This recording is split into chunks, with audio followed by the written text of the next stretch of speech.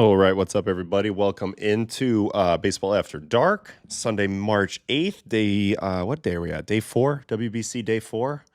Currently watching Mexico-Brazil, same as you, Josh. Carlos. I don't know what you guys are watching. Have not been watching the Canada game. I'm aware that JMO's out of the game, but that's about it. Other than that, we're going to go through the games as we always do. Hope you guys are good. Thanks for hanging with me tonight. Yep, I finally got my swag bag. So I got my WBC hat going. Gave out some like charm bracelets. They got like mitts and WBC logos on them. So that's pretty cool. But anyway, all good. 5-0 Mexico in the game I'm watching right now. Brazil on their way to a very empty classic, I would imagine at this point. Trying to think who else they've played. Anyway, not great. I guess they played USA, but they haven't played Great Britain yet. They could win that game. I don't know. Who knows? Anyway, Manny Ramirez's son was just hitting, and now he's not. Nice win for Team Italy. Yes. 2-0 in the pool, sitting in a good spot. Obviously, the toughest two games coming up here, USA and Mexico.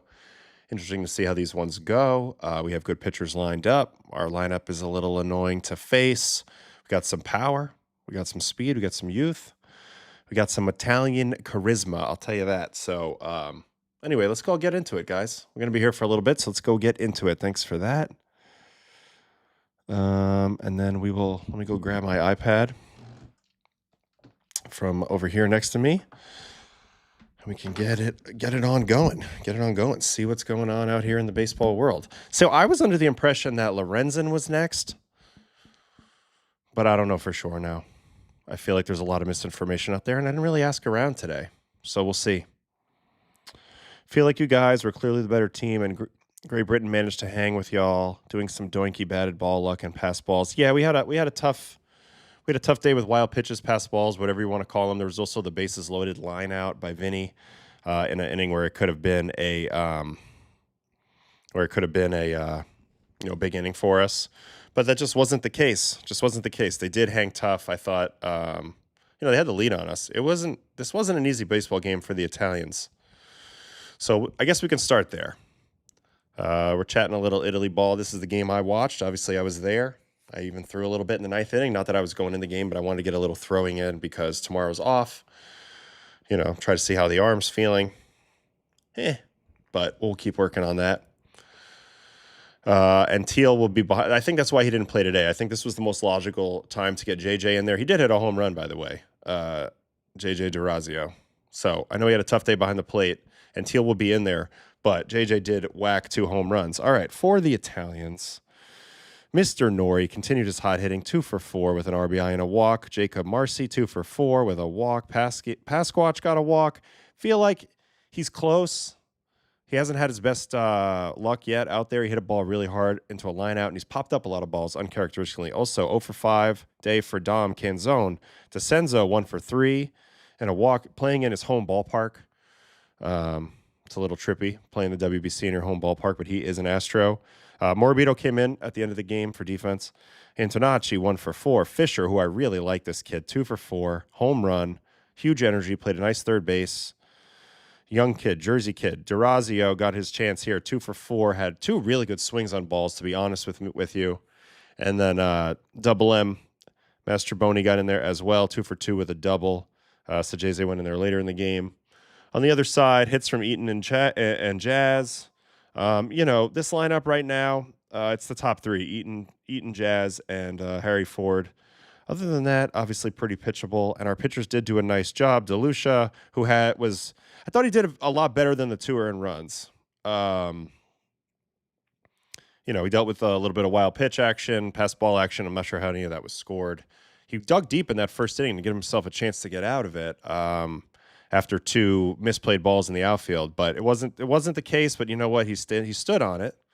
Ended up going 3 2/3 for us, 5 strikeouts, and held it right there to the 2 runs. Quattrini, my guy from Italy, did a fantastic job inning in a third, including a backdoor freeze of Jazz. La Sorsa, our lefty, And our resident Crazy Joe, 1 inning, 2 strikeouts. Festa looked great. 1 inning, 2 strikeouts. Nicholas struggled a little bit with the command. His stuff is gross. Let's just get him in the strike zone. We will. Marinaccio came in, punched 2 guys with changeups. Gross. And then Weissert, sealed the deal for us. So the pitching was great. We've only allowed 4 runs in this tournament. And really the only legitimate runs, I would say, is the Nicholas runs. Other than that, everything's kind of been kind of, the other 2 runs were like not even really legitimate runs. So let's go to the play-by-play of this game, and I'll show you what I was talking about. Here are the first 2 runs. They're scored by wild pitch.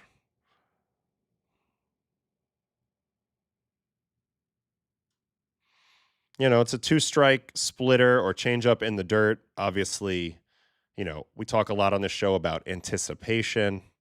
Now, he does pull this ball, so you see where JJ set up. He set up a little more middle, slightly to the outer third. I mean, obviously, this pitch is nowhere near. It's basically at the front of the plate where it bounces. However, if you're anticipating a little better, maybe you slide the feet a hair earlier. He doesn't start moving till here. So I think just a little bit of a hesitation. Modern-day big league catchers, for the most part, would actually just pick this ball. They just pick it with one hand. Not to say that's the better way to do it, but that's typically what happens. Anyway, physical error, maybe slight hesitation, and then this was the second one. I didn't get a great view of these because I was in the bullpen. Another 2-strike count. This time he goes to pick it, and it kind of stays down. It squirts on the plate is what it looks like to me. Let me see. Anticipating a bigger hop, and instead it kind of stays down on him and 5-holes him. So, yeah, tough way to give up the first 2 runs in this game. Not to mention the first 2 balls, first 2 guys that got on base. Watch these first 2 hits to start this. I think the lights got him. Mr. Nori never played in a big league yard until 2 days ago. Right here, you see him kind of pivot the eyes away, and I think that's because the lights got him. So this could have been an out, and instead it's a leadoff double for Eaton, so that was unfortunate for DeLucia. And then as well as this hit by Jazz. What's he hit this at? 80. He hits this at 74.8 at 43 and gets a hit out of this. So, yeah, not a great start for Team Paisan. Marcy broke back pretty hard on that ball. And, they end up getting 2 off us in the first. Anyway, I thought after that he settled down really, really well. Let's watch a couple strikeouts from Dylan DeLucia. Nice little back foot slider there to Koperniak. Love that. He had one really good freeze on a fastball. Let's see this Ian Lewis one.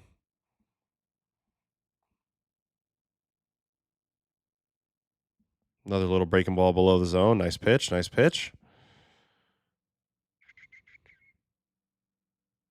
This is the one I was thinking of. I think this is a frozen rope to the outside corner. Oh, it's the inside corner. And I don't know what that pitch was. Maybe an accidental front door Johnson. But anyway, he did a great job. I thought he battled really well for us. Deserved no Ernies, to be honest with you. All right, here is how we tied up the game. Back-to-back dingers. First, the kid, Andrew Fisher. Product of 3 different colleges, I recently realized. Total modern-day baseball player.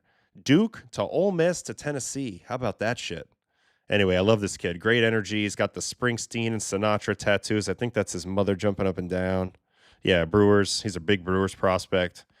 He's been giving us a lot of energy. This is a guy we've liked a lot early on in the going of the Classic, and he goes deep. Only 94.7 at 33, but hey, if it goes out, it goes out, right? And then our catcher, JJ, this is a really good swing. I mean, just demolishes this ball to right center. I'm not sure. These guys are all sure. I move out of the way at the last second, throw my hands up. I'm the guy who's not. So I did not get out of the way. I'm standing there. I kind of slide a little bit out of the way. Catcher goes to catch it, and then I put my hands up. All these other guys somehow knew this ball was gone. They're all hopping up, climbing the fence already. I wasn't sure, but it carried awfully nice. And that tied us up. So very nice. Look how fired up the boys are out there. 104 at 31. Great swing, I have to say. Just a tremendous swing right there. He did not hang his head after those two balls got away in the first. Stayed with it. Goes deep.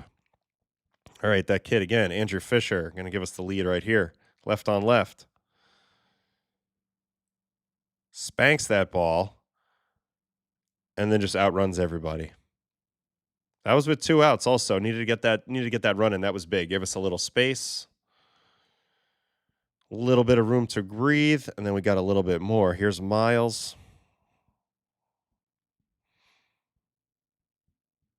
Two strikes here. Pitcher doesn't get the curveball below the zone, stays on it, takes it down the line. And another run scores. And then that Nori guy again. So Nori, remember, this guy just drafted very recently out of high school. Has not been around very long in pro ball. And he's had a tremendous WBC for us already. 2 home run day in game 1 for us. And then today, another 2-hit game as he moved into the leadoff spot. I love Francisco putting him up to the leadoff spot because honestly, why not? This is all about a short sample. It's not necessarily a data fest here. This is just pure competition in a small sample size. Antonacci, another one of our young bucks. Little triple and ends up with the Little League home run. Carries his helmet, ditches the helmet. That was an exhausting trip around the bases. But he gets it done, man. Gets it done so far. So really great job by our offense right there to get the job done. And then on the pitching side, there was a couple things I wanted to highlight really quick. This pitch right here from Quattrini, little backdoor curveball to Jazz. Imagine you don't even play affiliated baseball, and you're freezing Jazz with a banger backdoor curveball. And Jazz says no, and this is a concern for us Yankee fans because is Jazz going to be challenging balls like this in the regular season? That thing's all the way in the box. And this is an absolutely incredible bullpen, guys. I mean, curveball. Wham. Quattrini, my big guy. Look at him. Number ochenta in Spanish. I don't know in Italian. But great curveball. Locks up Jazz. So I wanted to highlight that. And then also, former Yankee, fellow Paisan, Ron Marinaccio comes in kind of a tough spot and punches 2 tickets. So here's the first one. This is the high leverage moment of the game, in my opinion. Doors, 95. You wouldn't think looking at him that this kid can throw 95, but he sure can. And then the second one, Christian Robinson, I think, is going to go man down on the changeup. Devastating changeup. So comes in, punches 2 tickets. He's a really good fireman type of guy. He's got the pitches to get swing and misses out of anybody. Hey, Marinaccio. Marinaccio is from New Jersey, as are most of our Italian-American players on this team. New Jersey, Staten Island, Brooklyn, the whole East Coast, basically. What can I say? We got a lot of immigrants over there, a lot of Italians. Ron Marinaccio, 82.5 off of that 95. That's a hell of a changeup. Can we watch that one more time? Because this is a hell of a pitch, guys. And this is what he rode to that really good debut year with the Yankees. Just a dirty changeup. Now he's a member of the Padres. Padres have an embarrassment of pitching riches. So I wanted to point out those two for sure. Festa also really good. Let's watch this punch out of Trace real quick. Festa really found some traction this past year with the Guardians. He's got a nice little sweeper. Big pitchability guy. Like him a lot. Found out that in some distant way, his wife is related to me. Crazy. But again, that's what happens in the Italian world. Also, Weissert did a nice job bearing down. Big punch out of his teammate, Nate Eaton, right here. Dirty pitch. Down in, dotted, under the zone, swing over the top. Let's watch that again.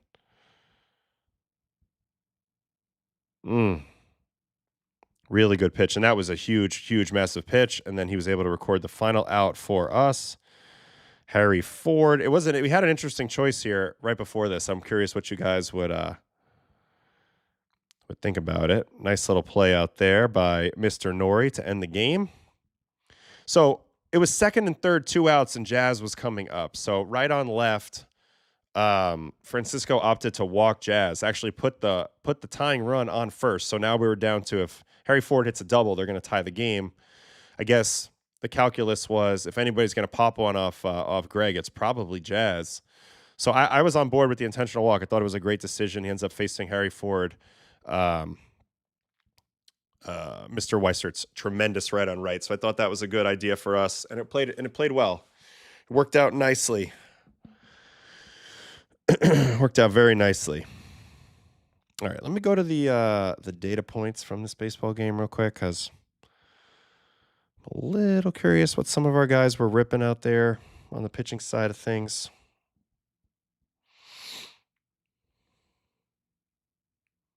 All right, like Quattrini, like what's that curveball? -10 and 17. Like that's a big curveball at 75. I like his curveball a lot. All right, La Sorsa, fastball, slow sweeper guy. He's pretty nasty, honestly. Festa, big sweeper guy now. Got a little pitchability with the 2 different heaters and the low release. Nicholas has ungodly shit. He just didn't have his feel today. I feel like he needs to land his breaking ball a little bit early in the count. And then here's Marinaccio. This is what I was curious. So he's averaging 0 and 18, and then 16 and 14 on the heater. That's a tremendous combination. His fastball changeup combination is pretty perfect. Pretty perfect. Huge separation both in vertical break and in speed. So at times he's going to have to tunnel that pitch a little bit higher than others would, but that's fine. I like that. I like that combo. He did throw one sweeper today. What was that? Ooh. It was 8 and 18 today, so that's interesting. Weissert, 5 and 22 on that sweeper. He's got the humongous sweeper. He can really spin it. Anyway, I was just curious to look at that, and that is it for the Italian game. We have tomorrow off, and then we play the big bad United States of America. So we'll see how that goes. This is a well put together pen for Italy. Best one we've ever had in the WBC, in my opinion. I agree. I think this is the best team the Italians have ever had. I got to take a quick break, guys. The wife is calling for a second, and I'll call you right back. I'll be right back on the stream. Bear with me for one moment.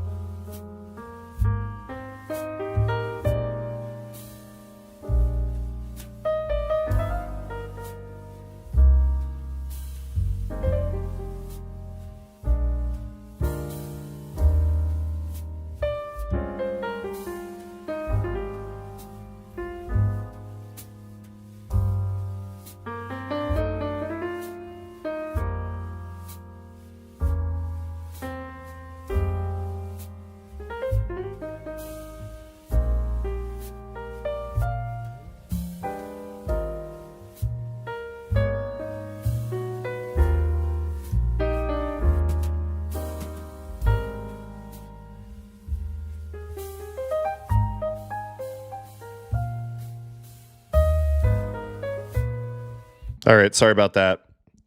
All right, where were we? What were we talking about? We're talking about our Italian guys real quick. Okay. Yeah, I agree. I think this is the best team that we've ever had in general. What's crazy is there's a world in which you could even put together an even stronger team, you know, if you were able to recruit like a couple other guys. But overall, this is a very, very strong team, and I think they did a great job, especially in the pitching staff. Like the relief corps is really good. There's a lot of good options out there, and we're going to be able to compete on the mound, I think, for the most part. Just joined. Did he say anything about how his arm is holding up? So I threw at the end of the game today. It was just okay. If I had to go in there, I could have pitched, obviously, but I was hoping to feel a little better than I felt today. But, you know, we're in a situation where I can pitch. and I will pitch when needed, but I'm just not myself right now. It's impossible for me to be myself now. Right now, just haven't done enough. So it's going to be a diminished version, but I'll still be thinking my way through it. And doesn't mean I won't be confident out there, but it's definitely tough when I start to warm up, and it's just not springy, and it's just not pain free like it needs to be. Absolutely could see it being even stronger. Alonso and Frelick. Yep, those are good names right there. Volpe. There's literally a lot of names. A lot of pitchers too. It's just a matter of getting them all. It's just a matter of getting them all. But I think if we make some noise in this tournament, that could really help. All right, let's get back into our WBC watch from today. I know we have a couple games that are in progress right now.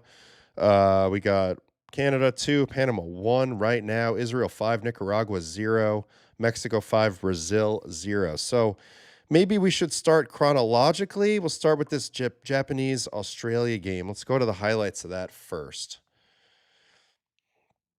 Yeah, and they've been working on Roman, but now that he's USA property, it's going to be tough. It's going to be tough.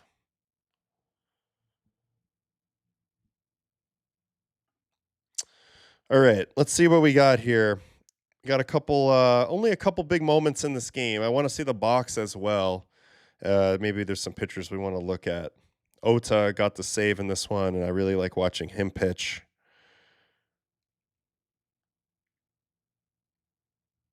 All right, on the Australian side, 2 home runs right here. Here's Alex Hall. Alex Hall. Just taking a 95-mile-an-hour heater in the 9th from Ota way back. Made this one awfully interesting with that swing. Let me see that again.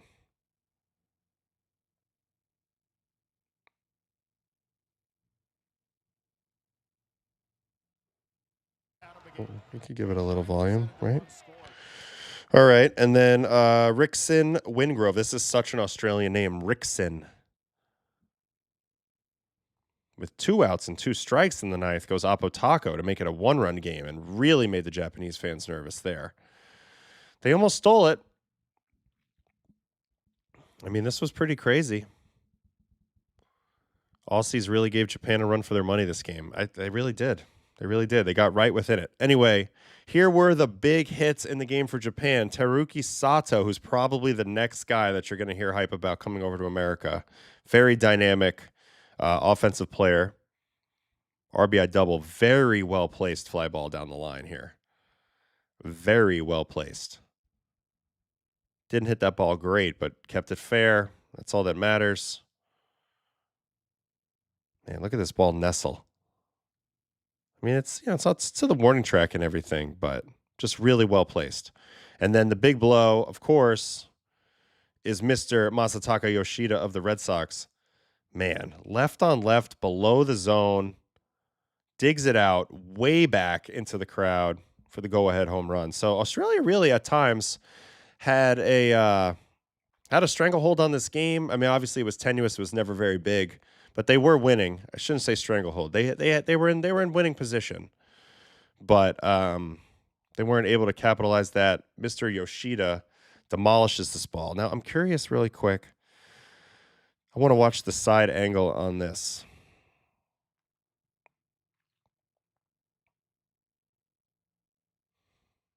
Here he is. It's not zoomed back.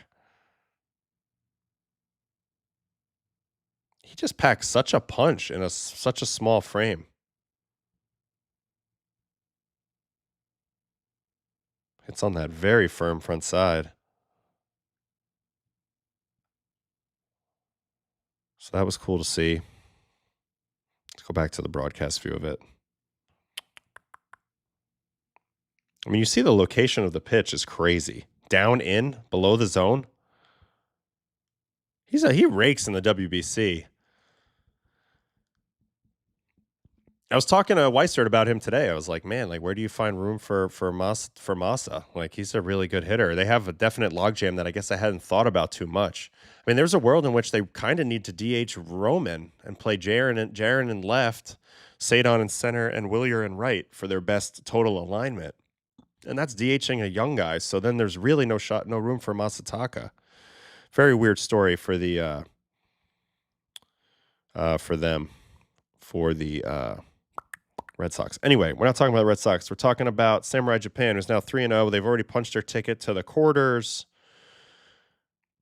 I want to look at their box real quick because so Sugano, 4 innings, 4 hits, no walks as usual, only 2 strikeouts, very normal. Chihiro Sumida had a very interesting outing. 3 innings, 2 hits, 1 run, none earned, 7 punchies. And then Atsuki Tanechi, 1 inning, 2 punchies, and then Taisei Ota, who I really like, gave up the 2 home runs right there. Let me go look at their player breakdowns for a minute from these Japanese pitchers. We know about Sugano. Okay, Chihiro Sumida, what's he got? Left-hander. 40% fastball, 30% changeup, and 16% split. That's fascinating. Changeup and split. Changeup and split. Curveball. All right, what's the difference in the movement of the changeup and the split? 2 and 11 versus 6 and 13. Somehow the changeup has more drop than the split, and they have the same spin rate. I'm going to say there might be the same pitch, but that's a little weird. Anyway, he really dominated. 61% whiff. He got 100% whiff on his changeup and 67 on the split. So if you combine those, he got 9 whiffs out of 10 swings on those 2 pitches. Then the fastball is 17 and 11. So I'm curious to watch Sumida for a little bit. Let's do that because these are guys that we just don't get to see a lot of. And it's pretty cool to watch these guys do their thing. All right, Chihiro Sumida.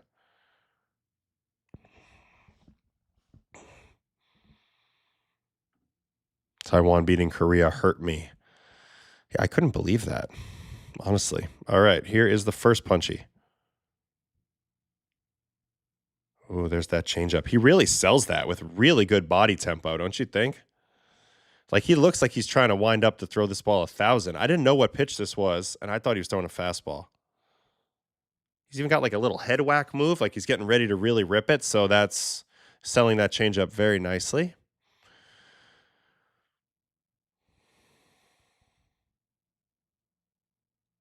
All right, here is Robbie Glendinning.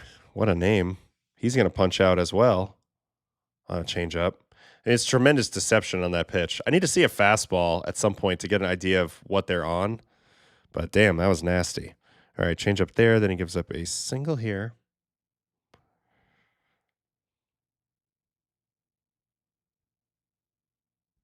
'94 with pretty good 17 hop. Huge differential and execution, and really a really good job selling it with his body. That's why that changeup's so good, I think. All right, so that was, what was that? That was that single, and then Bazana. Gonna get a fly out on Bazana on a fastball. Just beats him underneath it. Popped up. There's Yoshida playing left, which he definitely won't be doing for the Red Sox very much. So there's the Bazana. Okay, Curtis Mead. You're going to punch out on a changeup. I mean, that one's not even well located. That ball's kind of in.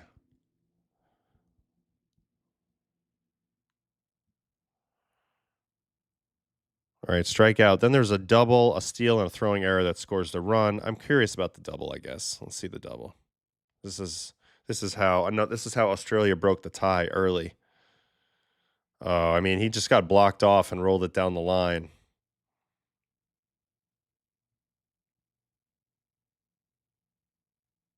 Kind of a lucky hit. Nothing really to see there. Good pitch, but also, stayed inside it. That's what you do. All right, let's watch some more strikeouts from Sumida. Here's Alex Hall.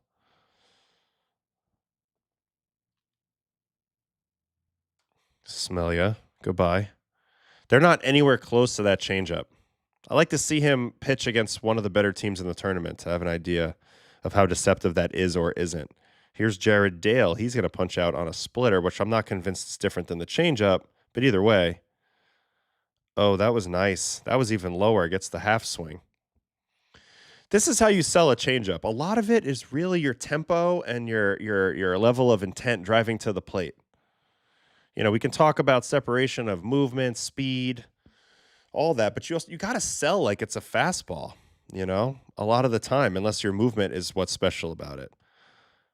All right, Rickson Wingrove, you want to get it? You want to get it as well? Left on left, we can do that. You chase it in the dirt all day. I actually am sort of seeing a difference between the split and the changeup a little bit. Those last two looked a little different than the first couple. But either way, nowhere near that. So just really, really impressive pitching performance from Sumida in this game. There's one more strikeout in here. There's a fly. Watch his last two outs. Robbie Perkins flies out on a fastball. So he's getting above the barrel with the fastball, speeding you up. I mean, that's not a good location, but he gets the pop up anyway. And then the changeup's really playing. So really, really interesting to watch. All right. Robbie Glendinning, this is his last guy, and he also strikes out on a splitter. Beautiful pitch. Just a dominant outing, really. Tremendously dominant outing. I don't know what type of year Sumida had last year, but that was very impressive. That was almost Johan Santana-esque. I think he just really sold it with the body tempo. To me, that's a big deal. All right, so that is it for Sumida. Atsuki Tanichi. Split, 55% split, 45% fastball. So the fastball is a 19 and 11 at 95.6, and the split is a -2 and 9 at 90. Okay, Mr. Tanichi. Can I browse your pitching for a moment, sir?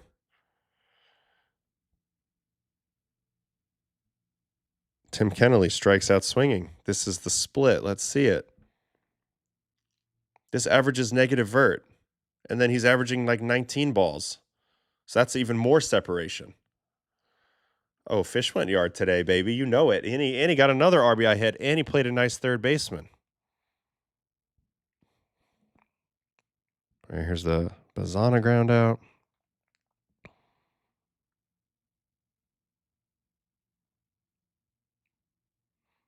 It's a good split, obviously. Makes you hit the top of the ball, and then he punches out Curtis Mead. This ends the game. Fastball. Oh, no, this is the eighth. He had a tremendous eighth. Very impressive inning from him, Tanichi. So both of those guys, Sumida and Tanichi, with excellent outings for Samurai Japan. Now, Ota got clipped twice. We already watched the home runs. I'm just curious for a second because I thought he was filthy the other day, and I love the way he throws, the way he kind of lunges. I would love to see his release height and his extension. That would be very interesting. Here's some info. Sumida last year in MPB, 23 games start, 159 and 2/3, 2.59 ERA, 149 Ks. Very nice. You know what's crazy, though, is that 2.59 is like actually probably relatively high compared to probably the other guys on Samurai Japan because they're in such a dead ball situation. All right, let me watch him punch a ticket. Ota with the split. Very nice.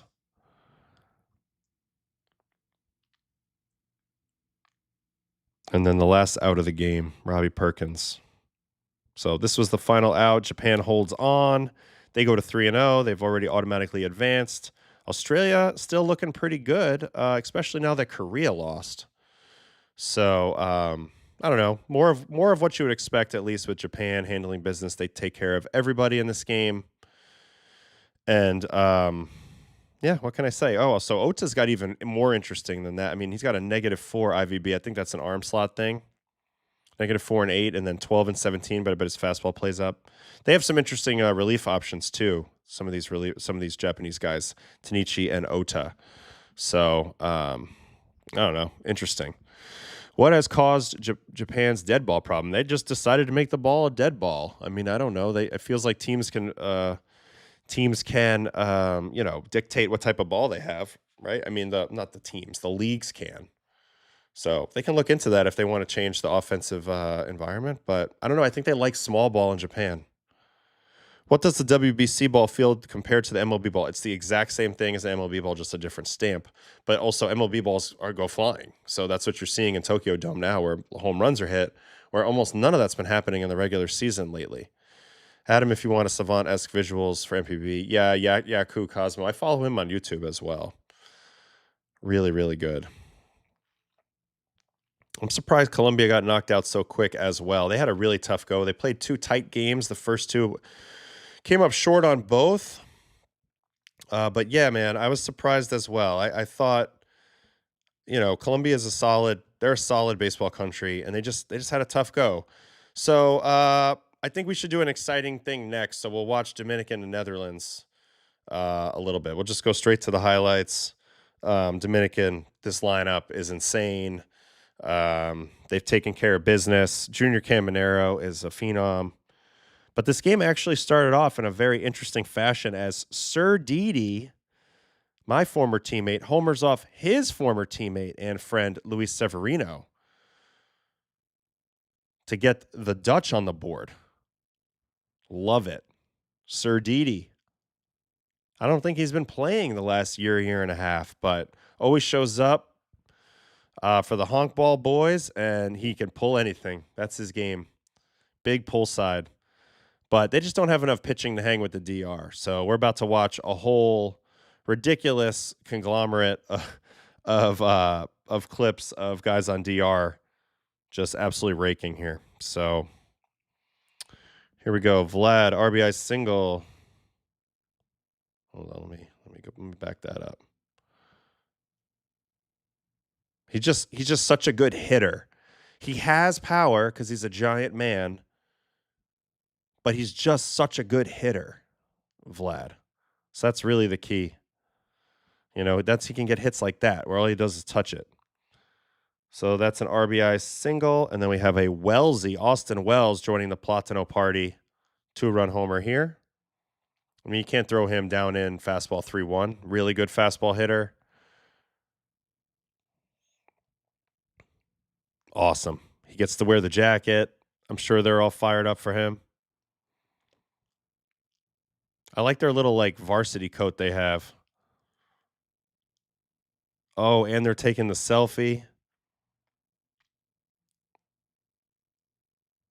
It's cool. What an experience for Wellesley. It's so sick. All right, Junior Caminero. My guy. Dude, this guy's got such vibes, man. He is literally like the heart and soul of Dominican right now. I mean, he's not the most famous player on the team, but he feels the most Dominican, if that makes sense. And he is hitting the crap out of these balls. 115.8. He does special damage to baseballs. He's so young. It's honestly ridiculous how good he is. So that was a bomb. Here's a Vlad bomb. Oh, hanging breaking ball down in. He didn't even hit this good. Down the line. And it's just a full party every time that the Republica plays. I like the mix they have. They're having fun, but they also seem pretty locked in this year. So, I mean, they're going to have huge pressure games coming up. It's all fun right now. The Venezuela game, they should be in no matter what. It won't be the end of the world, so they can go and have fun in that game.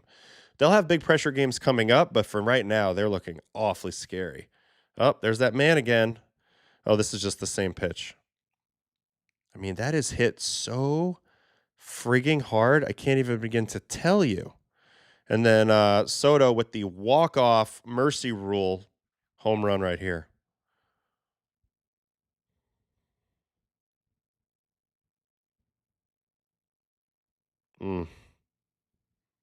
I mean, the pitcher's already walking off as soon as the ball hits the bat. He told somebody in the dugout, obviously. And this is just a very wealthy team. And if they're not wealthy, they're going to be wealthy.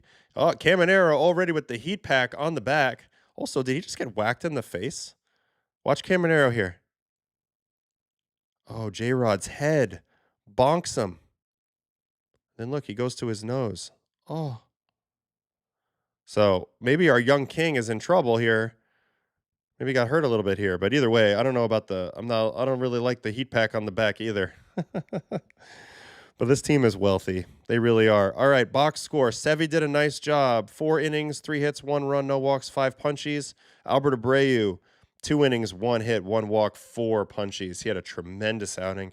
Abner Uribe, like a knife through butter in the ninth. Kenley did pitch in this game, which is cool for the Netherlands. But, yeah, Dominican was able to get through it with 3 pitchers. That's awesome. Now that I think about it, when I watch these games and we're in this tournament, you know, to win a pool play game, you have to have a minimum of 3 pitchers pitch excellent, or you have to have a minimum of 4 pitchers or 5 pitchers pitch good. Like, because pitch limits and stuff like that. So it's just a different kind of thing. Like, you can't have one guy just automatically dominate and win the whole thing for you. Now, I want to watch Sevy's strikeout package here real quick because they had one here. Sevy strikes out 5. All right, come on, load it up. Here he is, my former teammate on both the Yankees and the Mets. Very different pitcher now than he used to be. He's got a big sweeper. He's got a sinker. Still has tons of velo. Just a natural thrower of the baseball. Look at that sweeper. Filthy. He has a tremendously hard sweeper for as much as it moves. And also, he loves to unleash the screams. Dirty one right here. I mean, you can see all these tickets are sweepers. This is a pitch he didn't used to have. For my money, he's got one of the best ones in the game now. The combination of the movement and the speed.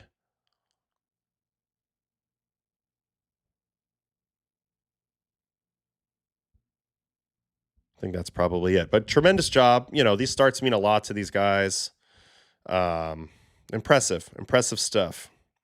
All right, let me see something real quick.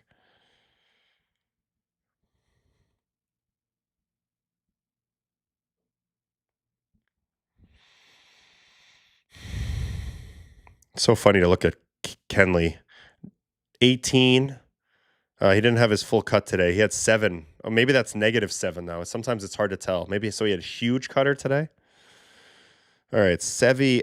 See, these games mean a lot to these Dominicans. You're going to see elevated velocity in almost across the board from Dominican pitchers in the WBC. Sevy, no exception, looking really strong in this game from a velo perspective. That sweeper averaged 3 and 17 today at like 86 miles an hour or something. What did the sweeper average? I mean, yeah, it's like 86, 87. With that much movement, that's elite. I know it's 48%. That is wild. I agree with you, Uncle Ted, but that's dirty. That's a dirty pitch. So he leaned into that. Plus cutter. He's just not the same pitcher he was when he was younger. He was like 4-seamers and changeups and sliders. I mean, now look at him. He's not even throwing his gyro slider hardly. It's just sweeper city. Crazy. Albert Abreu sitting 97 with a little short arm sink action. 7 of 8 first pitch strikes. And then Uribe, 98.4. Obviously, he's got a really good sinker, too. It throws really hard. Also, some of the most insane sellies you'll ever see are from our guy. We need to reload this page. Is from our guy, Abner Uribe.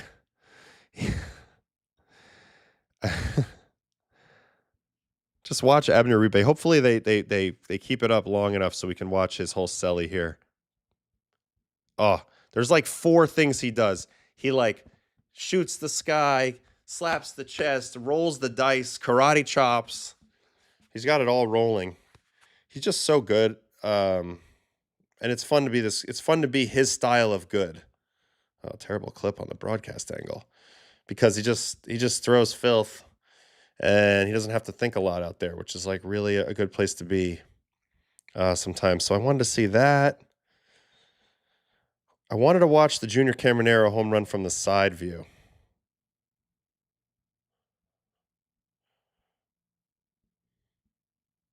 All right, here we go. This is just a special swing, guys. Jesus.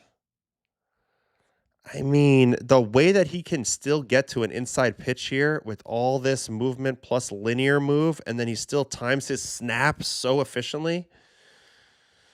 Dude, he's incredible. We got to watch the side angles of all these Dominican home runs because You can learn something by watching these swings, man. That ball's just killed, murdered, slaughtered. I see Jared. I see you're sending that to me, but it's not. I'm not gonna be able to get it on this iPad very easily. I mean, I'm sure I could YouTube it. All right, so there's that one. I wanted to watch, of course, the Soto from the side. So that would be third base. Oh, sorry, 1 second. They're doing the wave right before he clobbers this ball.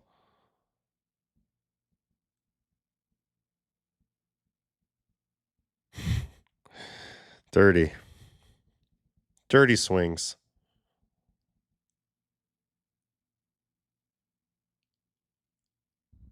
Who did I say can be solid? Albert Abreu? Or did I say Abner Uribe? Abner Uribe is gross. I don't even know who I'm talking about here in this comment. Sorry. Anyway, that was nasty. Here's the Vlad.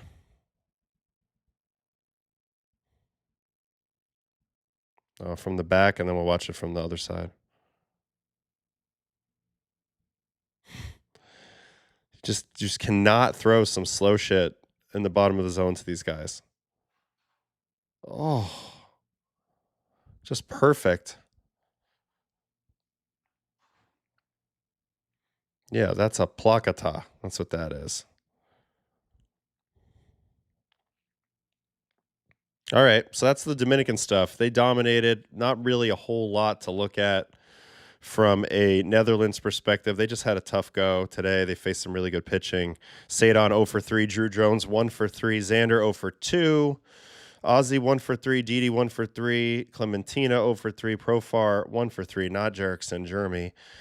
Trump 0 for 3, Didier 1 for 2. They just don't have enough pitching. I mean, they have a really, really famous lineup, but the only pitcher you've ever heard of in this group is likely Kenley Jansen. So sometimes that's really, you realize how good big leaguers are when you get in a tournament and there's not big leaguers around. So pretty crazy. Netherlands are in trouble. I don't think they're quite eliminated yet, but I think they're 1-2, and they're definitely in trouble in their pool. Man, it's 11-0 Mexico. They're headed to a mercy rule of Brazil in this game. So cool that Junior Lake is on the team. I agree. I love that. He's earned it. He's been putting in work in winter ball. He had a great winter ball season this year with Escogido, and really the last few years. And he gets rewarded with a roster spot on like a Dominican Dream Team. So cool. All right, so that's it for Nederland and Dominican. Dominican's looking good. All the favorites in this tournament are looking very good through 2 games. All right, Colombia and Cuba. We'll just go to the highlights of this. I didn't watch hardly any of this. I wonder if I can just get the highlight package. Yeah. Let's just watch the highlights. I'm not going to break a whole lot down. I just want to see what's going on here because I didn't watch much of this game. I'm a little sad that Colombia's 0-3, and I mentioned a lot with Cuba in this tournament. You just don't really know what to expect from them because we don't have eyes on a lot of these players. They are a baseball-crazed place, though, so you can never undercut them in terms of expectations. And also, in the past, they've been quite good. In the past, they've been arguably electric. I mean, they went to the final one year in this tournament, I believe. Here's Martinez, the 3-hole, just going oppo taco. Patino did that thing. He pointed up. Oh, Paxton's on the mound. Let's go. Anyway, Justin Martinez taking it deep. That was the big blow. 3-run home run. They had a 4-run first off of Luis Patino. Ray, I believe he's still a Ray. Very good velocity guy. And that was kind of the difference in the game was this first inning. Cuba trying to sneak through their group 2. Colombia just does not have the horses. There's the other home run from Arrubarena.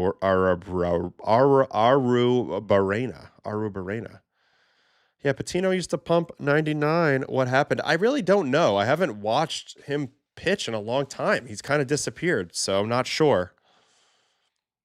Shame how great Cuba could be if they had all of the guys from Cuba. So true. Think about it. All the defectors, Abreu, Moncada, Chapman, the list would just go on and on. A lot of the American guys that are Cuban descent would be playing for Cuba. Castellanos. I mean, just a million. There's a lot of these guys over the years. Paxton hitting 94. Wow. The Cuba Dream Team would be nuts, but we'll never see it. Yeah, it doesn't seem like we'll ever see it. And it is crazy that Despain is still playing as well. So there's my guy, Urshela, coming in to score for Colombia, keeping them in this game, but they ran out of gas a little bit. Cuba is able to close them out in this game, and Cuba moves to a good position. They're in a good spot. They have some tough games coming up. I think they play Puerto Rico still, and maybe Canada.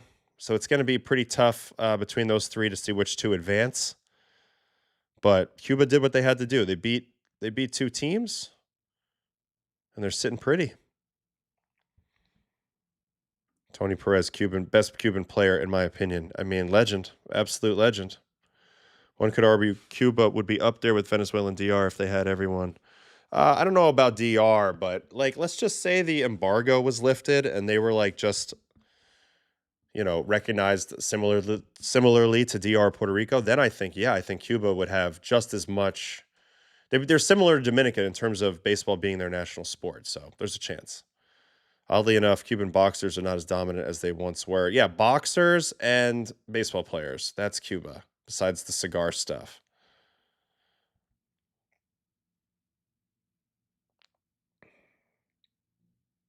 Yeah, I don't think they're. Yeah, I agree with Omar here a little bit. Sorry, Carl. I don't think quite DR right now, but I'd say historically, there's maybe an era where you could compare the two. But right now, it's just that DR has so much American funding, major league funding to their situation, whereas Cuba, I feel like they're not even feeding these guys. I feel like it's a humanitarian disaster, really.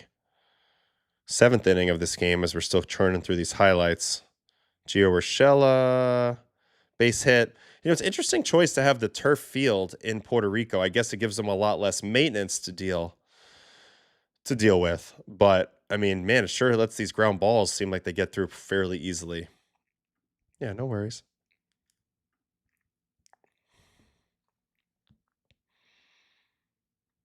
Cuba does I just always interested to watch them play. I'm kind of bummed I didn't watch any of this game because I just in general I like watching the Cuban guys because we don't get to see them. It's always interesting to see who they bring to the table. There's a hit by pitch. This one got a little interesting, but they were able to put it away. 96 mile an hour from Mr. Martinez right here. Rocking the turtleneck, Chapman style in the warm weather. And Cuba hangs on for the victory.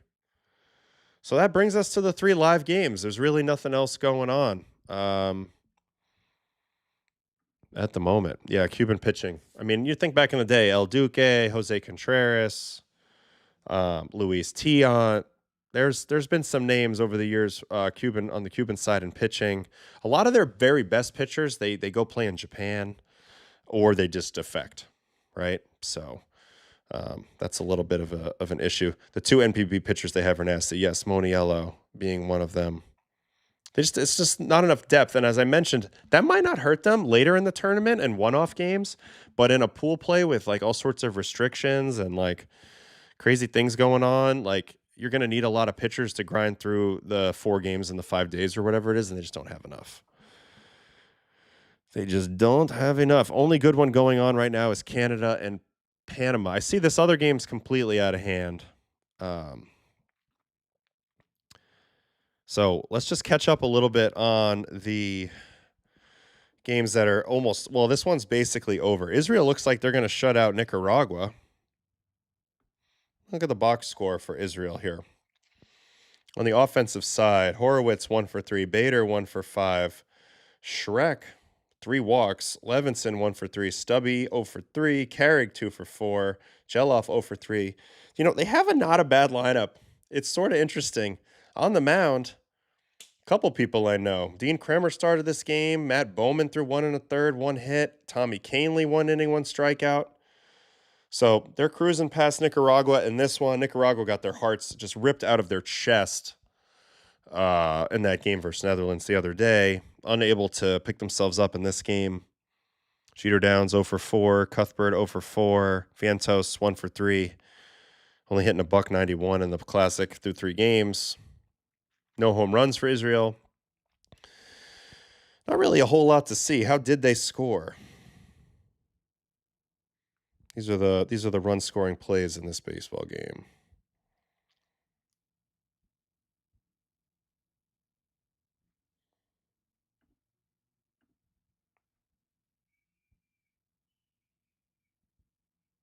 Little base hit. There's Brad Ausmus.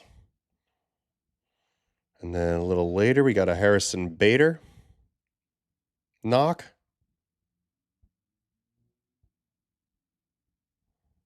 Man, just catches it off the end, floats it into right, drops in another run. And then there's a couple other singles here. Here's Zach Levinson. Stays on a ball to right.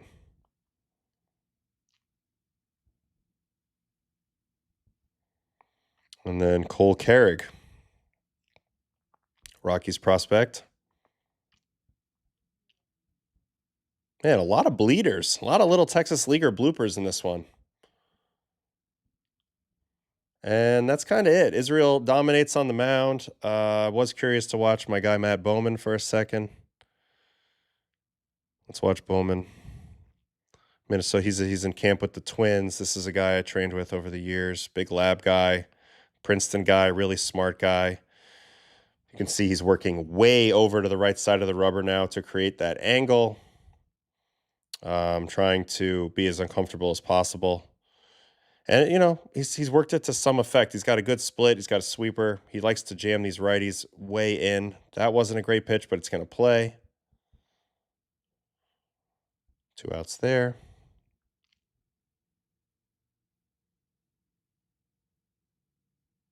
Did I miss something? Oh, I didn't watch the Vientos fly out. Look at this jam city on all these righties. Very good location there. And then the last guy he faced was this guy, Christian Sandoval. Wonder if it's another righty that he's going to jam. Let's see. Looks like a breaking ball. Yeah, a little cutter. Man, Bader was hooking him up, though. Everything out to Bades. Nice. That way, Matt. And then what about Tommy? What Tommy look like? All change-ups or what? Change-up looking. See you later. 90-mile-an-hour change-up. He might be feeling good. Ground out.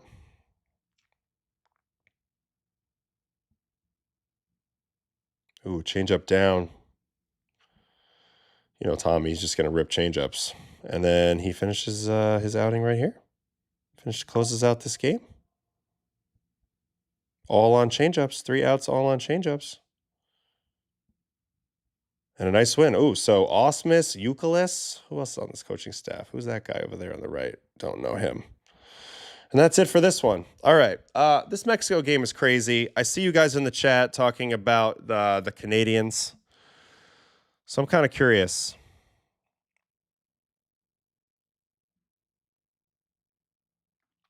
Both DR and Haiti were silently occupied by the U.S. in the early 1900s, but only DR plays baseball, odd since they share an island. Yeah, Haiti's got more French influence, I believe.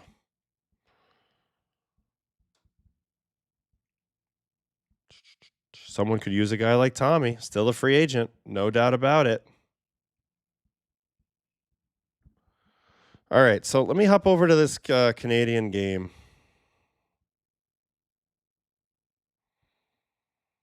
Because you guys are making me awfully curious. All right, box score. So Pax is in. He's got 2 outs. He's given up 3 runs, none earned. JMO, 3 2/3, 2 hits, 1 run. Barria for the other side for Panama. This is a pretty damn good game. Panama with the lead. What happened in this inning? Let's go watch this inning from my guy Pax. Starts off with a walk, doesn't it always? 94 though. 94 on the heater from Big Maple.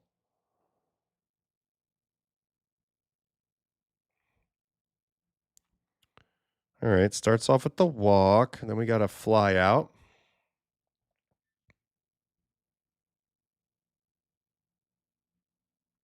Ooh, little changeup or breaking ball below the zone.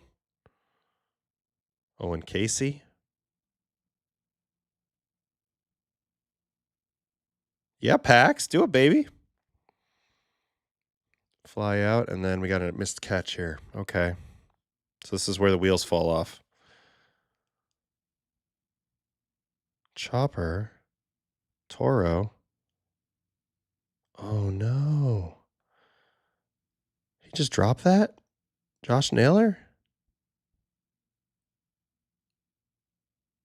Oh, yeah. Just full droppage. Don't see that every day. Man, poor Pax. Poor Canada. Wow. Very uncharacteristic droppage of the ball there.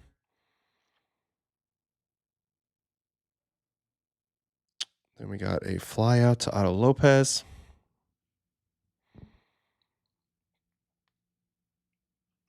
Ooh, jams the piss out of him with 94. Really good pitch there.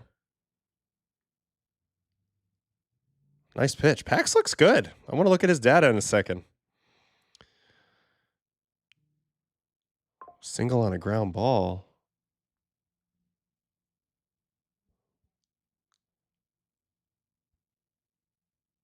Oh.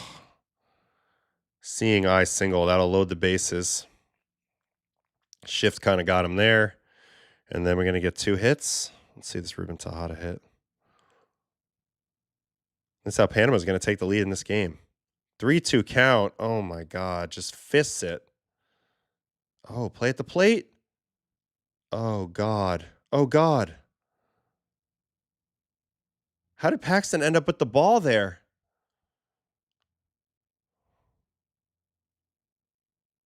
So Otto Lopez catches it. And this guy on third, oh, God, just wheels around and it works. They forced Canada to make a play and they didn't make the play. Do we have high home on that? Yeah, we got high home. Let's watch this whole thing.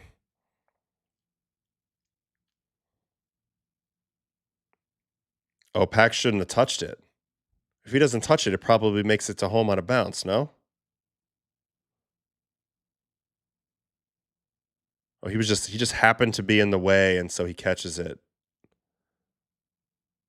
I think the ball might bounce right to the catcher. Oh. Oh. That's so freaking unfortunate. So that's a weird ass hit. And then this is Enrique Bradford. Oh, doing Enrique Brad. Oh, God. Put it in your pocket. Put it in your pocket. What are you going to do against that? What are you going to do against this play? This is a hell of a bunt. Former Vanderbilt guy, left on left. Do we get a replay of that maybe? No? Let's watch that again. Look at this placement. Gets it over the pitcher. He's way too fast. That was a dirty, dirty pitch.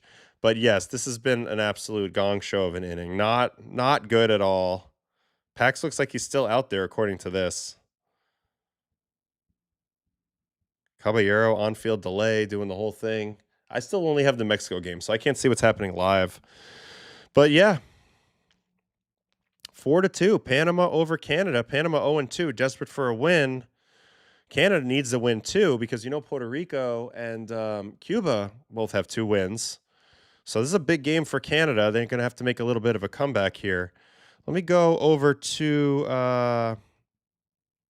the player breakdown side things for Canada real quick. Jamie Barria started this game. Not throwing fast, but getting it done for Panama. All right, JMO, real quick. I'm curious to see. Yeah, it's about what he told me. He's sitting around 91 right now. But he had a nice workmanly outing, I suppose. Threw a lot of pitches. First pitch strike, 71%, so we'll take that. I'm really curious about Paxton. Paxton's actually throwing harder than when we last saw him, and he's retired. That won't be happening to me. But look at that, 94.2. He's averaged today on his 4-seam. That's a full mile an hour up from where he was last time we saw him in the Grandes, which is a while ago. Throwing a harder changeup, harder sinker, which I didn't even know he threw before, harder knuckle curve. He came out and he did a nice job for himself. He just didn't get anything to show for it. I mean, everything looks like James Paxton. It's crazy. What a world. What a freaking world, man. What a freaking world. All right. So he just got out of it. What's this last play? Caballero lines out.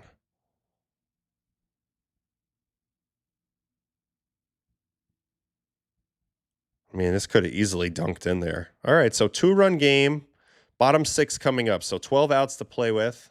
More than that. No, 12 outs to play with for Canada offensively if they can hold them there, down 2. So we'll see. We'll track that as we go. But yeah, I guess we'll see. 15 years ago, James Paxton would be in someone's bullpen. I think if he wanted to play, he clearly has enough pitching ability and throwing hard enough to be a factor. I mean, that's major league pitching. That stuff he has. You know, he's got major league know-how. But yeah, I think he's done, man. His body's been hurting him for years, so sometimes it's tough. Yeah, I don't know what Pax was doing there either on that relay play that turned into a relay play. That was a very weird. He forgot to cover once the ball went by him. But like the ball was in the infield, so you wouldn't normally be instinctively running behind home. You kind of get caught in no man's land. That's what happened there. It's bad base running to wheel around third there. A good throw is going to get him, but he froze. I think he in general froze. I think that's really the key. And of course, you got to be yelling, no cut, no cut. I see what you're saying here, Philip. Should he be backing up? My opinion, the ball never left the infield, so it's not your first instinct to come wheeling around to go back up home there. You're kind of waiting to see what happens with the play, and then by the time you try to move, it's kind of too late. So I can't totally blame him there. I mean, I guess technically by the book, but he didn't have a way of understanding it yet. You know, as the ball was kind of dinking out there into center. Bo Naylor blocked a 58-foot pitch with runners on second and third. Next batter lines out. That's huge. Those are the small things that matter. No doubt about it.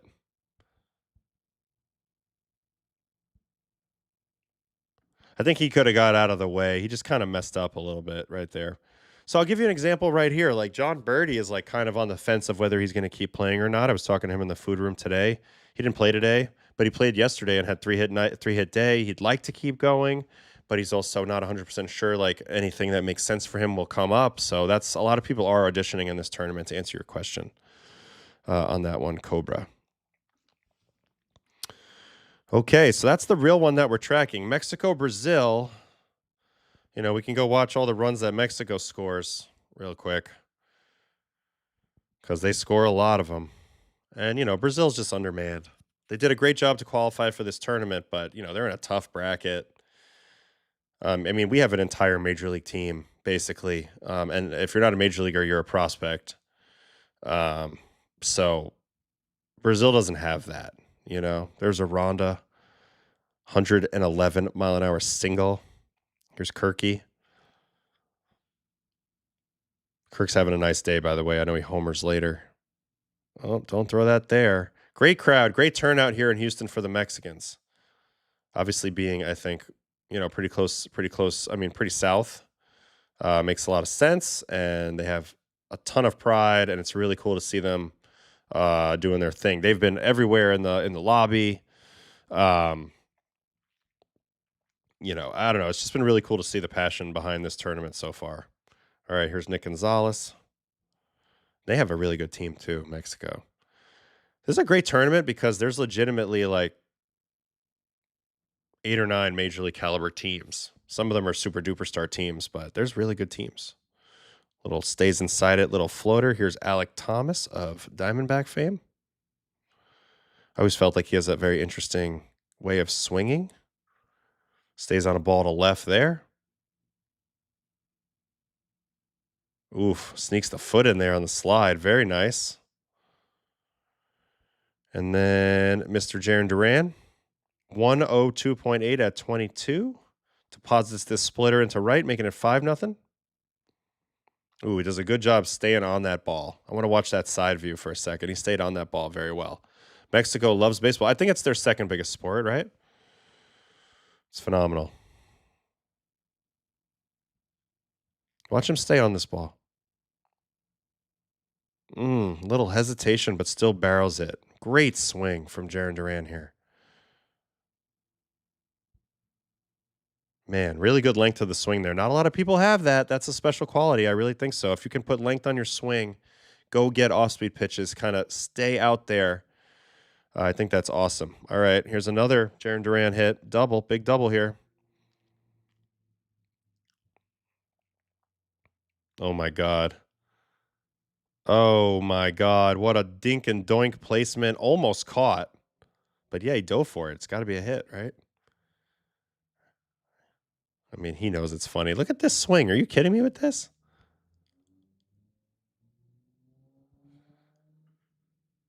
Adam, do you think MLB is missing a market in Brazil? Massive athlete base here. Contreras had some buzz in big media here. Yeah, I do. I think Brazil could be a really big boon to the baseball world. I mean, like you said, huge population, sporting love for sporting, enthusiasm, lots of athletes, a very unique brand of culture. I think that you're going to see the sport continue to spread through all these areas as well. It's like even in Europe, right? Like I represent Italy here, and a big part of our responsibility as Italian Americans, I feel like in this case, is to try to support the growth of baseball in Italy and other European countries. I think those are all very important things. Yeah, doubles look the same in the box score. That's true. They sure do. All right, here's Kirky's homer.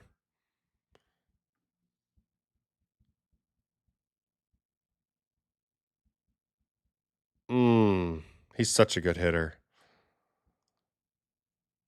Right at that awning. You know, he's coming out to the El Machon walkout song. Let's give you a little noise on this one. The crowd is loving it. It's just really cool. They have a huge game tomorrow night with USA. I don't have a game, so I'm thinking of going. Just to feel the vibes, but I don't know. I just want to go to dinner, so we'll see. Big Japanese influence in southern part of Brazil should help baseball grow. Yes, so that's one of the things we've mentioned a little bit with the Brazilian national team. They have some Japanese influence. They have really a whole bunch of different cultures kind of colliding into a very unique blend with the Brazilian team. Then there was a wild pitch, and then this is an Alexis Wilson double.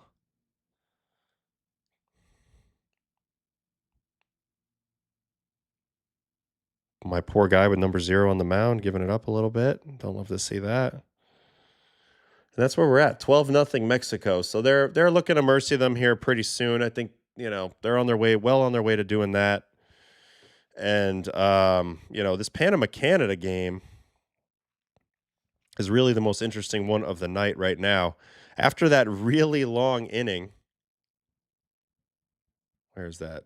After that really long inning, there's a 7-pitch bottom of the 7th inning here for Panama. Miguel Cienfuegos with the shutdown inning. This is what we call a shutdown inning. Now, what a shutdown inning is after your team scores, it's of the utmost importance to go out there and put up a 0. It maintains the momentum on your side. It demoralizes the other side a little bit.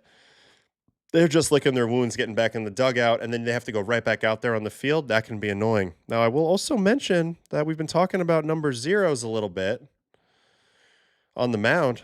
What about my guy Cienfuegos right here, using the power of the 0 on the mound for a 7-pitch 6th inning and a shutdown inning? Exactly what I've been talking about. So not everyone was born to wear the 0, just a special breed of guys. And then he punches out Julian.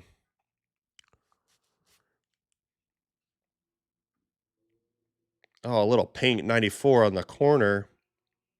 He was so locked in, he didn't even know the inning was over. Hey, dog, we played 3 outs in this league. Why is he standing there? Anyway, I love it. Number 0, 0 the hero. Some might say 3 up, 3 down. They might. It's a beautiful thing. So Canada's got to come back. Interesting that they just sent Paxton back out there for the 7th, and he strikes out the first 2 guys.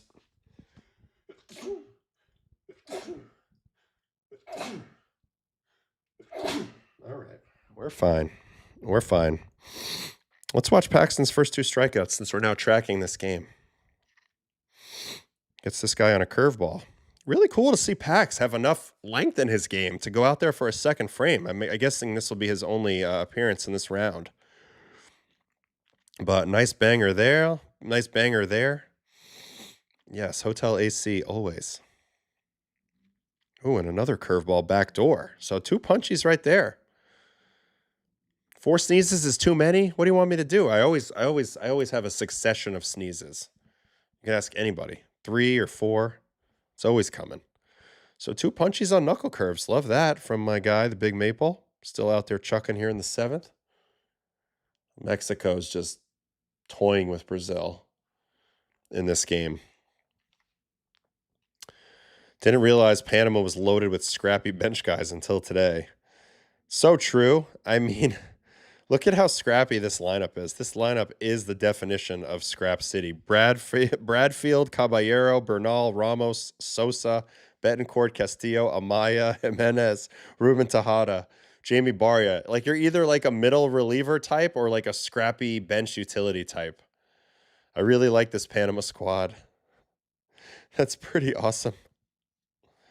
Yeah, thank you. ECU knows. He's a 4 and 5 sneeze guy. Yeah, Edmundo Sosa's really good on defense, correct? I believe so.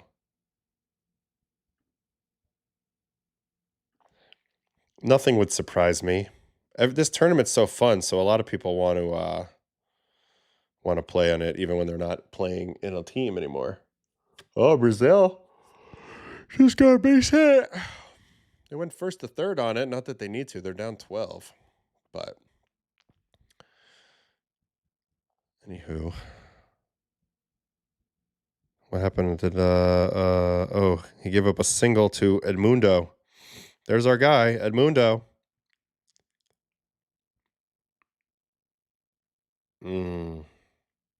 Oh, Casey, how about instead of going behind the ball, you just catch the damn thing?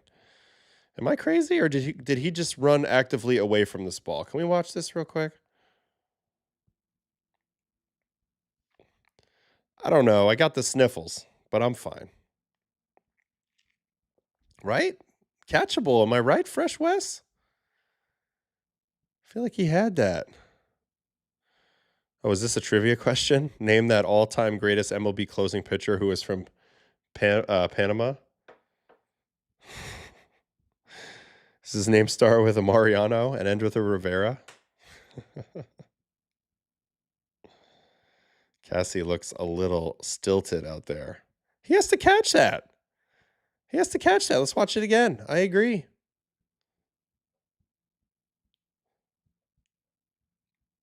I mean, he could have just walked over and caught that. I mean, I don't know. Maybe I'm bugging. But that's my opinion. He took a one bounce doesn't count route. That's from like a BP game. That's not the real game. All right, Pex get somebody out. Nope, still going. Here in the 7th. All right, is there anything cool from spring training to look at today?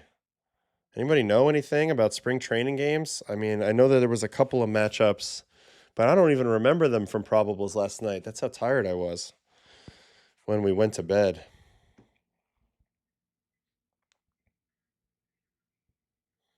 Big Maple didn't look happy. In the meantime, I think I should order some food while we sit here for a second. Let's see what the great city of Houston has to offer at 9:18 p.m. Central Time to my hotel. Well, obviously a lot of Mexican food. Shake Shack, not really in the mood for that. Loro Asian Smokehouse, 4.8 stars, 3,000 plus reviews. Crispy Thai pork ribs. I don't know. They're starting to. I don't know if I'm really in the pork mood tonight. I mean, you could always go Jack in the Box or Whataburger. Not going to do that, though. I think we're going to have to go Mexican, right? Or barbecue. Oh, Victoria's saying barbecue. Victoria's saying barbecue. All right, just bear with me for a minute here, folks. We're just waiting on some stuff. Oh, Adam Macko came in for Pex, so he's out. All right. Do I want to go Mexican? Grilled cheese. I don't have a kitchen, Brian. If I had a kitchen, I could whip something up, but I'm hanging in a hotel room tonight.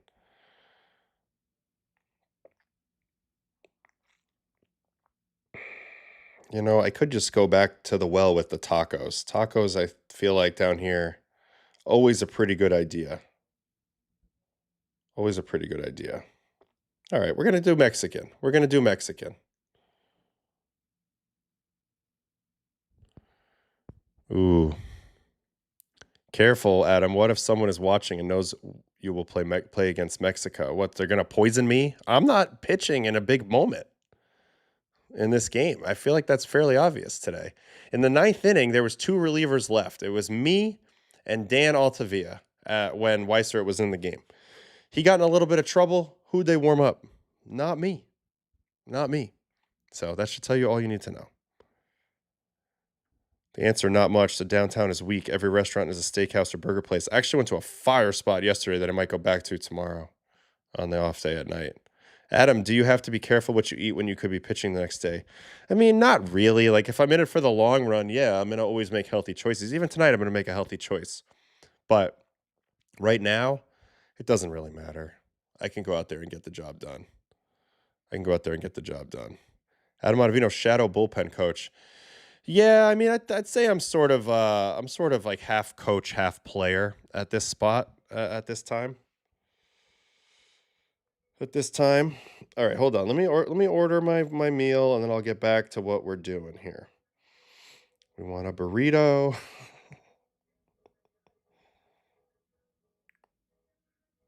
Somebody's playing like a bad boys. What you gonna do? What you gonna do when they come for you? I think it's in a different language, though. Meat, rice, beans. Okay, this is my choice.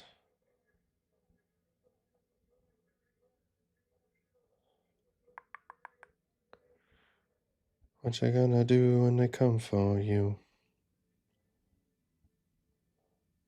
We need salsa jalapeno. Not taking anything off. Wait, I already had an avocado in there. All right, so we'll add that. And then I want some tacos. Al pastor. Gotta go pastor. Corn. Just to stay healthy with it. We'll get 3 of those and we'll call it a day. Burrito, al pastor tacos. Let me get this order in real quick. Do priority. Then we'll get back to seeing what's going on in this baseball game. I see that a lot of people left the stream while I'm talking about my food. Sorry, guys. When are we getting Vinny P on the show, though? You know, Vinny's got his family here. I'm going to get Vinny on the show. I feel like we're friends for life now. So, you know, he'll have to come on now. You know, do I answer the bullpen phone? No, my guy does, you know. Sal Fasano, we're out there, but I'm helping him. He's not a natural bullpen coach. We're working together.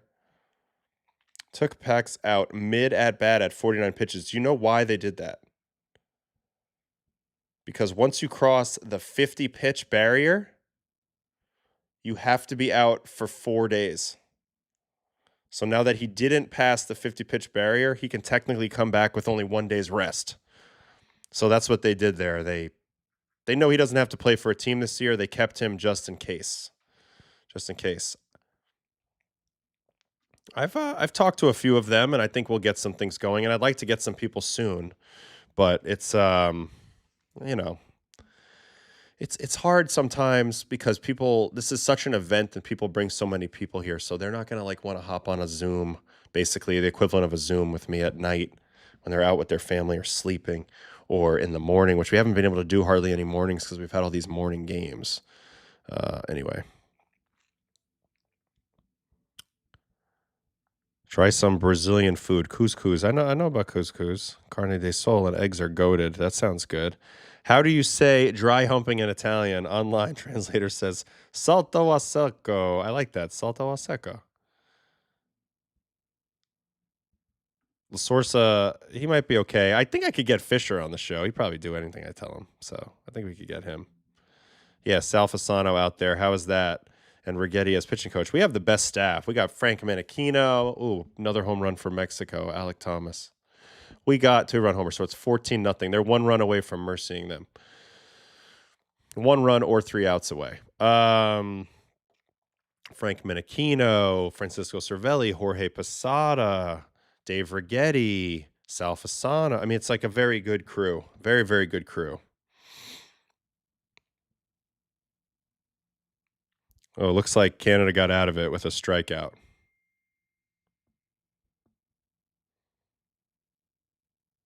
Adam Mako, big punchy, 95 right there. Keeps Canada in it. We'll see if they can kind of chip away back at this thing. But that's the biggest thing. Am I adopting Fisher to join my other son, Drew Smith? I don't know if we're quite on father-son level yet, but he's a good kid. I'll be tracking him for sure. I'll definitely help him out as much as he needs. Can you comment on how you control hive movement pitches like a sweeper? I was thinking about this earlier while watching watching Weissert sometimes struggle to find the zone with his sweeper. Sure.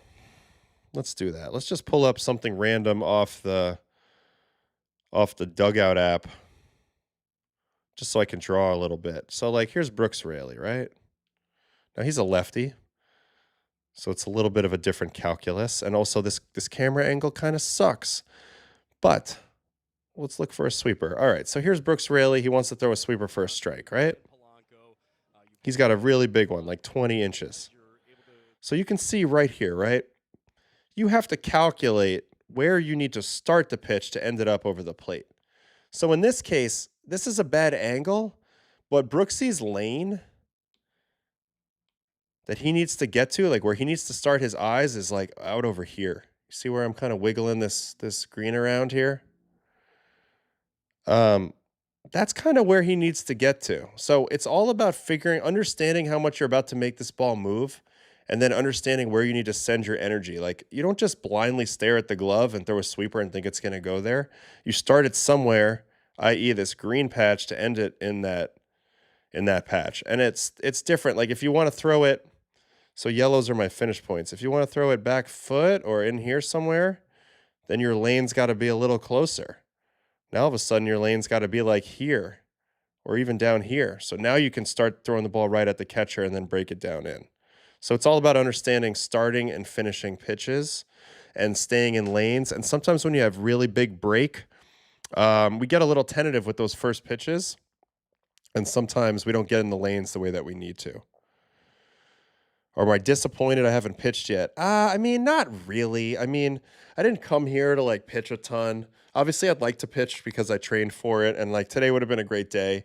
But I'm just in support of these guys, man. It's not about me at all. It's not about me at all. It's about the group and just trying to, I feel like I'm valuable even without pitching, helping these guys, especially about to face a lot of these batters that I've seen a lot, helping these guys with their routines. Helping the Italian guys understand a lot of concepts that they're not taught when they come to America. So, I mean, I'm having a great time, and, I can't be too disappointed. At the end of the day, of course, I'd like to pitch. I'm a competitor, but it doesn't really matter, and it's not really about me. So you just got to keep that in mind sometimes. All right, we got the first out of the 7th. Cienfuego still in there. My guy, number 0. Cien.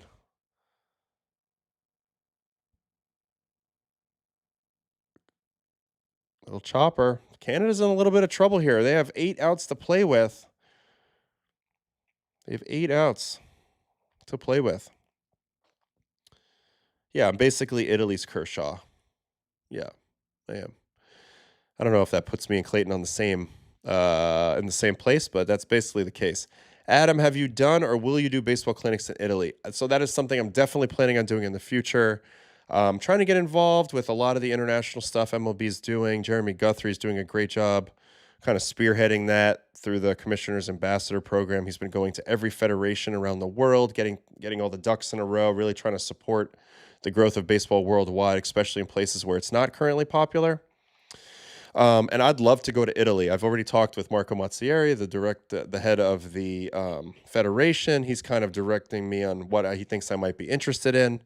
And of course, there's some benefit to me as well. I get to go over there. I get to, drink some coffee, eat some amazing food, ride around on a Vespa probably, and just live this fantasy life, and then talk a little baseball and help these kids.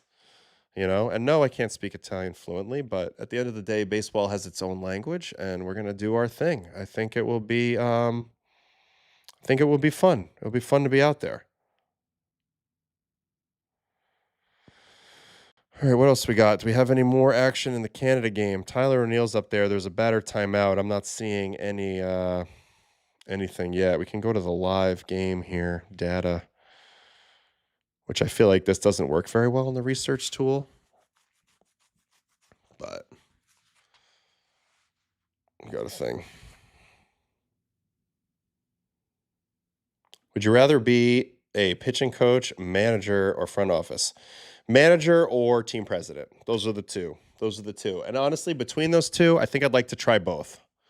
But I'm not sure what would be my first choice. I don't know. Probably manager at first because I have the energy to do it. But I don't know. I love both ideas. Both great ideas for me.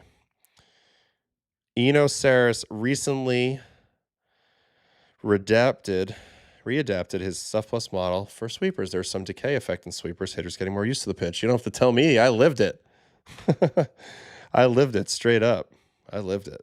So there's no doubt about it. The more you show them something and the more they see something, the better they get at hitting, and it doesn't seem to be as dominant anymore. When I was throwing all the sweepers, that pitch was a hell of a pitch. Now, not so sure. How long till the Mexico game ends via mercy rule?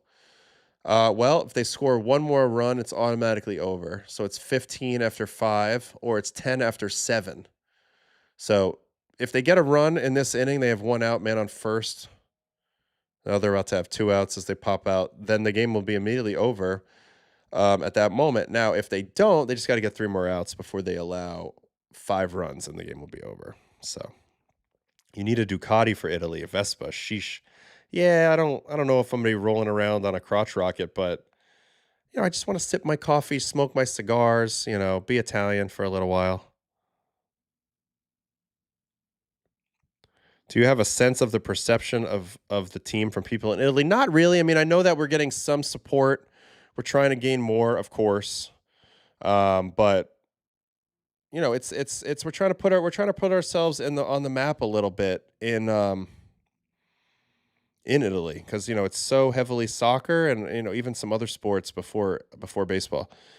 Ooh, really good pitch there. Cienfuegos threw great. Punches O'Neill looking. I don't think O'Neill likes the call.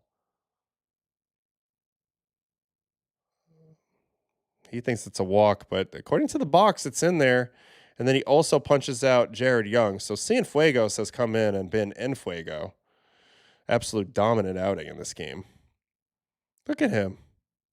Panama, viva Panama. I'm surprised Mariano's not involved with the national team at all. But they're 6 outs away. 6 outs away. If I had a kid, I'd get them to learn the mother language young. Yeah, I think you just have to speak it in front of them. You can't tell a kid, hey, learn that, because kids, they tend to do whatever they want. Oh, this might be a walk-off.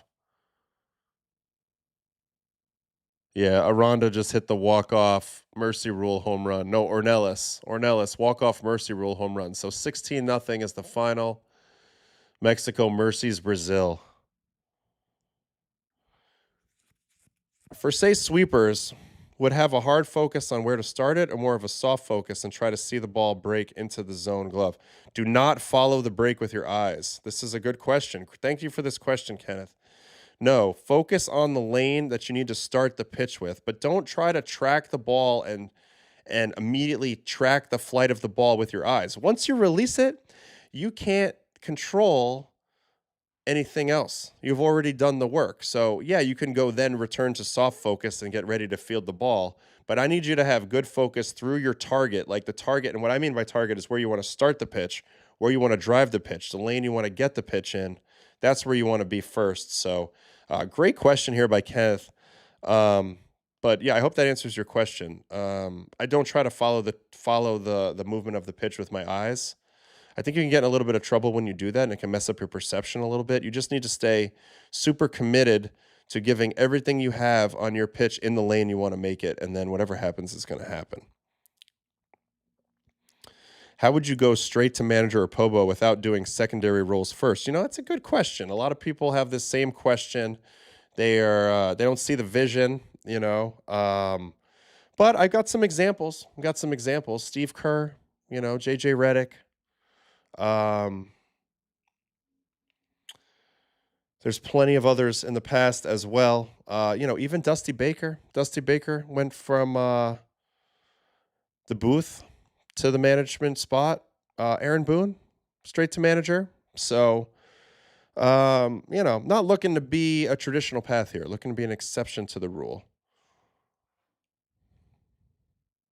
Why not have this mercy rule in MLB? I think it's because in MLB, it's important to force everybody to play the full game because it's sort of a marathon type of deal. And that's why I kind of like that. I wouldn't like mercy rules in MLB. No mercy in MLB. Have I been teammates with any of my current Team Italy guys? I was in spring training with Weissert. I was teammates with Cervelli on the Italy team the last time. Other than that, no. A lot of guys I've faced a lot, but anyway. All right, I'm going to skip ahead a little bit here. Hard to call it a walk-off. Mexico's and Team Italy's pitching staff better than Team USA, confirmed. Because they give up runs to Brazil, I guess. No more iPads until you learn a new language, kid. You just got to speak it around them. I'm telling you, that's the biggest thing. Oh, they're Tina Servasio. I did a little interview with her yesterday. That should be good. Same thing happened with William Screwball. Him being so pronator, it wasn't better to develop a splitter. I was impressed with William's slider and cutter. I did think the slider and cutter are going to give him hope, but I wouldn't mess with a split. He's got the airbender. That pitch alone is just so good. So good. He just needs to diversify a touch more, maybe. Tony Vitello is another, I guess, example of an unorthodox path to manager. Would I ever manage youth sports? No. Aaron Boone, Chris Young, right into Pobo's seat, pretty much. I know he was hired as GM right away from MLB, maybe. Manager is easier. A lot of guys do that now. Voigt did it too. I don't think manager is necessarily easy, but maybe a little easier than Pobo. That's true. Buck Martinez from the booth to the Jays. Kapler.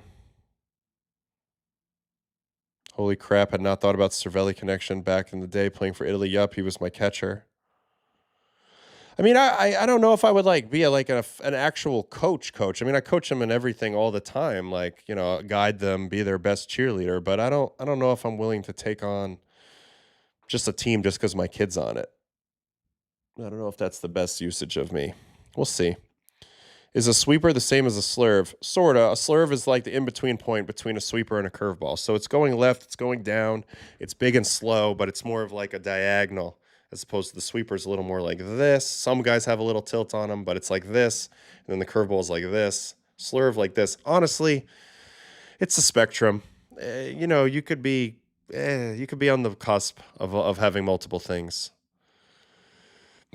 Yes, thanks, Carl, for confirming, because that's how I agree. I'm not working my way up through nowhere. I got 20 years. I got a PhD in this shit. Tell you what. All right. So still going. Rob Z is now in there for Canada. Trying to keep him close. I like this guy. Great personality, by the way. I've been around this guy a little bit. Ooh, Otto Lopez. Very nice play.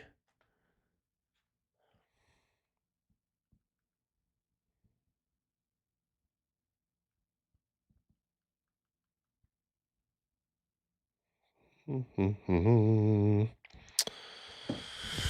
right, little ground out there. He also got Ruben Tejada to ground out. I miss Ruben Tejada, He was in my life for a long time as a Met. Fun guy to watch. Obviously very famous mainly for getting maimed by known bad guy, Chase Utley.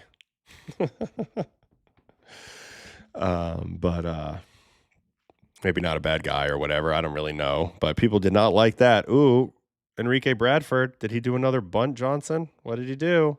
This guy's got a very interesting little game. I pulled it through the 4-hole. He's definitely going to steal second.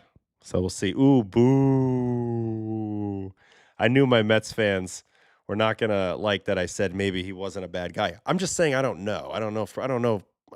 I know that I struck that dude out a few times. Would I interview Utley? I mean, maybe one day, but like we're not really on that level yet. We're just having a good time. When you hear Chase Utley's name, everyone has to boo. It's like when you hear Haman or Perm. Yeah. I coached my own kid and tried to get him to fire me, but he wouldn't. It is difficult to say the least. I mean, who knows what's going to happen? Right now, I'm a ballet dad at this point. You know what I'm saying? I'm more into the girl stuff right now. When Archie gets going, we'll see how it goes. All right, Mitch, bless us with some info. Managing has changed so much over the decade. The role has more media, player management necessities than game management these days. Experience is the most important priority for the role. Isn't most. I agree. And I also feel like from the media side, I mean, shit, I can talk to the media. So, I mean, it's part of the reason why I think Boone is actually pretty good. He's like really good at, kind of dealing with the media on a daily basis. I mean, I know that some people love to make fun of the things he says, but, ultimately he talks to these guys twice a day for the whole season. What just happened here?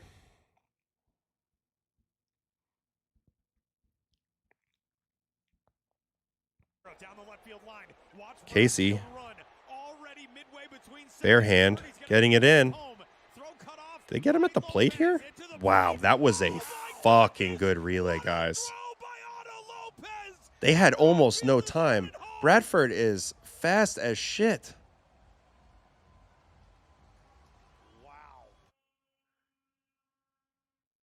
Dude, let's watch this whole play again, then I watch it from the high home.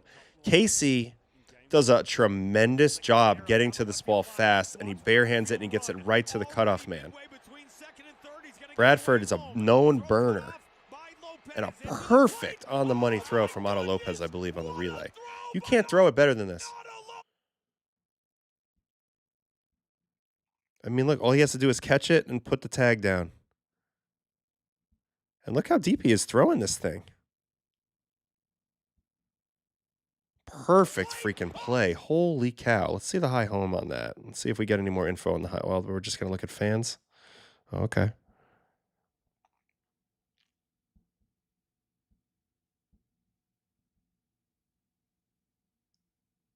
Great freaking relay. I mean, the throw by Otto Lopez is insane. What a dart. Great play.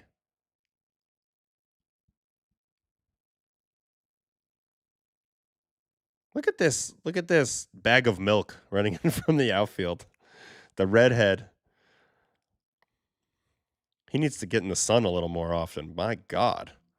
But hell of a relay by the kid. That was sick. That was a sick play. Casey is forgiven. That was incredible. That was so good. Casey redemption, but really a great throw from Lopez. The Lopez throw was insane. That was so good.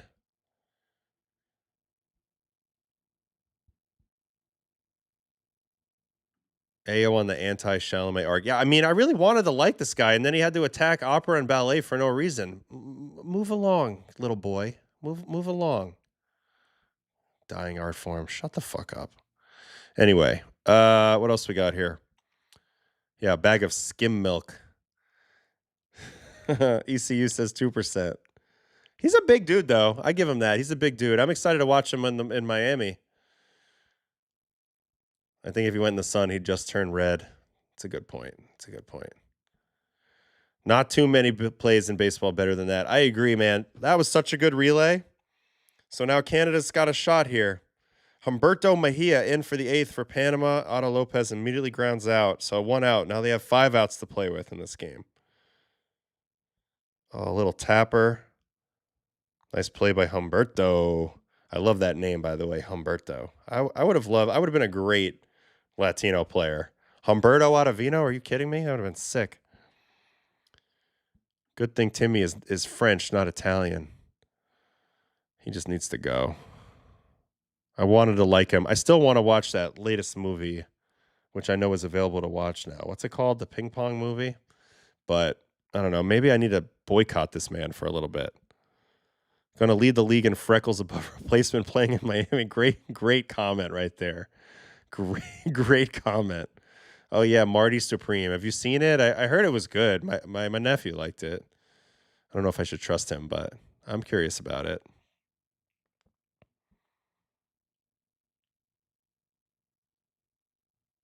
What player crowded the plate the most against you, and did it affect your approach? I got two for you. One from the right side, another extremely pale man, the other red man, Mr. Justin Turner. When this man would lift his knee against me, that shit was hanging over the plate. That's how on top of the plate he was. I thought it was a stupid approach against me, though, because I'm not afraid to ram it in there. And I don't have that good a command. I'll just lose some shit, and then you'll be hurt, and you won't like it. Plus, I would throw some sweepers, and he would take them because he thought they were going to hit him, and they would just sneak back in there onto the corner. So that's my righty. And my lefty is Anthony Rizzo. He was all over the dish. And for the most part, I try to pitch him in there. But I thought that was a better strategy than the right on right. The right on left strategy, I feel like is pretty good. But the right on right, I know it probably intimidated a lot of guys. But for me, it was like, buddy, this is a bad idea. Really good pitch here by Humberto, punching out Toro. So now they're down to 4 outs in this game. And I really think this is like borderline must win. Now they're going to have to beat Cuba, and probably by a sizable margin. And then they got to hang tough versus Puerto Rico. You assume a loss versus Puerto Rico, but you don't know that for sure. But this is a very competitive group here. Bo Naylor single. Canada has life here. 2 outs in the inning.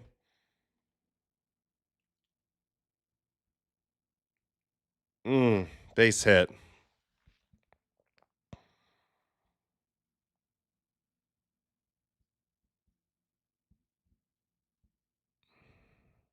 JT got the approach from Greinke. Okay. I mean, Greinke's smart. Did you see the Pitching Ninja breakdown on Clay Holmes? I don't really watch Pitching Ninja. Like, I don't know. Not really my thing. But I watched Clay Holmes pitch, and I watched him pitch on here, and he was disgusting. He was incredible on both sides of the rubber for the same pitches. Interesting tunneling. I mean, he's tremendous. He's moving on the rubber. The kick change is so dialed. He was by far the most impressive guy that we've seen pitch so far in the WBC. Gross. Clay's pitchability is insane. I just need him to learn how to be a little more pitch efficient and get a little deeper in the games so then he can become a true ace. But he's got the pitches. Rizzo was so inside, yes, would show the camera from above, and it was shot. I mean, dude, all over the plate. I want to find some at-bats between me and him and me and JT so you guys can see, like, all over the plate. Our ginger god, our ginger king comes through with a double. Oh, smash that ball. Burns Enrique Bradford. Here comes Bo. Big double. Think about it. Getting the ball in plus this double, that's like a 2 or 3 run swing right there. Great swing. So tying runs now on second. How hard he hit that? 109.4. This is part of the reason why the Marlins traded for him. Kid's got some thump. The Canadian crippler. Bradford tried to Aaron Rowan himself into the wall, but it didn't happen there. The Owen Casey game, baby. Copper tone sunblock guy. Did it ever bother you when a hitter was so far back in the box that his foot was out of the box? Not really, and I couldn't really see it. Couldn't really see it much, to be honest. All right, we got more Chalamet stuff. The worst part is that his mom, grandma, and sister are all ballet dancers. He didn't say anything that untrue, Ray popularity, but it's lame anti-art when he tries to market himself as a true artist. Yeah, just come on, man. We're doing our best over here in the ballet opera section. You know, we have high art. We have a lot of people that appreciate us. We know that it's hard to sell these tickets. We know these productions are hard to make. Stop talking out loud. Don't talk trash. Focus on your own shit. All right, I'm moving on. Owen Casey's inning, baby. Have we talked about Canada's third base coach? Yes, Stubby Clapp. He's a freaking legend. Stubby? He's a legend. Been around forever. So Tyler Black pinch hitting for Denzel Clark. Come on, Tyler Black. I don't know why I'm rooting for Canada so hard, but I think that would be cool. If Adam had ballet lessons, it might have helped his gyro pitches. I mean, maybe. My dad preached ballet when I was younger, but I was like, nah, I want to go play football or basketball, even though I didn't play football. I want to go run around. I want to go skateboarding or skating.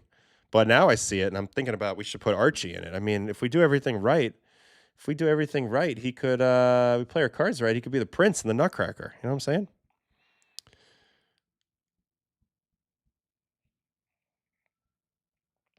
Need a hit. AO. Did you ever stand to the far right of the rubber knowing that you would be able to throw many, you wouldn't be able to throw many strikes, but more to have the batter pee his pants? So that's how that's what I did when I first started relief pitching. I just stood on third base side and I scared righties. The problem is I couldn't throw my backdoor sinker from over there. My slider was arguably better from over there than it was later in my career, but I couldn't land anything else, and then guys just stopped swinging. But for a fear factor reason, dude, I was scaring the crap out of people, and it was great.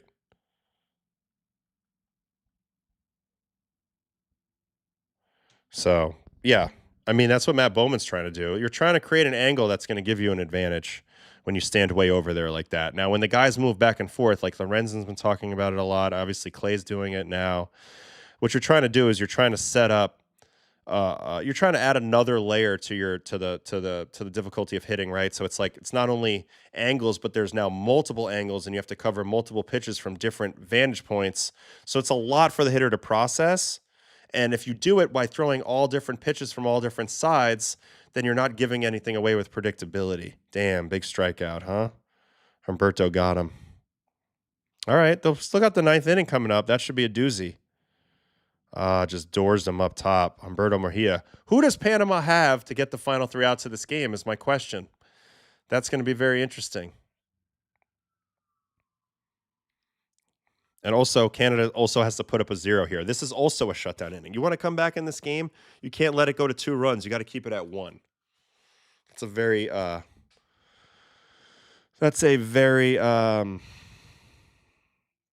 very important factor here. If it's Rob Z or whoever it is for Canada, he's got to put up a 0. All right, let me get back to rooting for Canada, so half the BNC audience goes to bed happy. It's true. I mean, I do love Canada. I mean, I love me some Canada, and I want them to advance. And Panama's already kind of in trouble, so yeah, I'm rooting for them a little bit. But I respect the grit in Panama.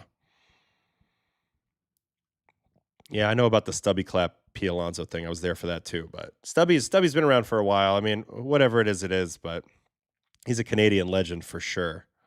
Him and Pete Orr back in the day. My parents made me do tap dancing, and I was the only boy in class. I hated it. And that's sometimes kind of where it all dies. You know, you feel like you don't see anybody else that looks like you. But at SAB, like where my daughter dances, there's boys that are there. And then really, like, it's just like you have an opportunity to get cast in like really, really fun production and like play a really fun couple roles. So if you're into performing, that's an option too. Mariano Vera comes out of nowhere for Panama to pitch. That would be amazing. Love the Canadian national anthem. I would argue it is better than our national anthem, and I don't think it's particularly close.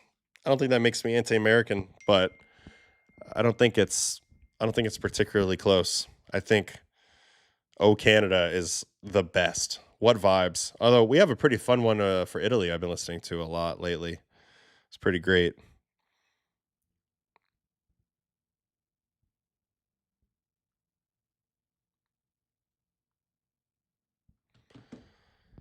What else we got here? Yep, JP Morosi said that Italy brought him to dinner and his crew. Yeah, he did. He was there at the dinner we did a couple nights ago. I've always liked him. Guy loves baseball, loves international baseball, supports the Italian Federation. So it was cool to have him around. That was dope.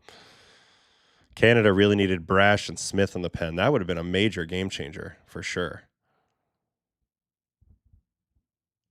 All right, we got some mixed opinions on my anthem opinion. You know, honestly, I think part of the reason why I'm out on the Star Spangled Banner is because I've heard it, I don't know, 3,000 times.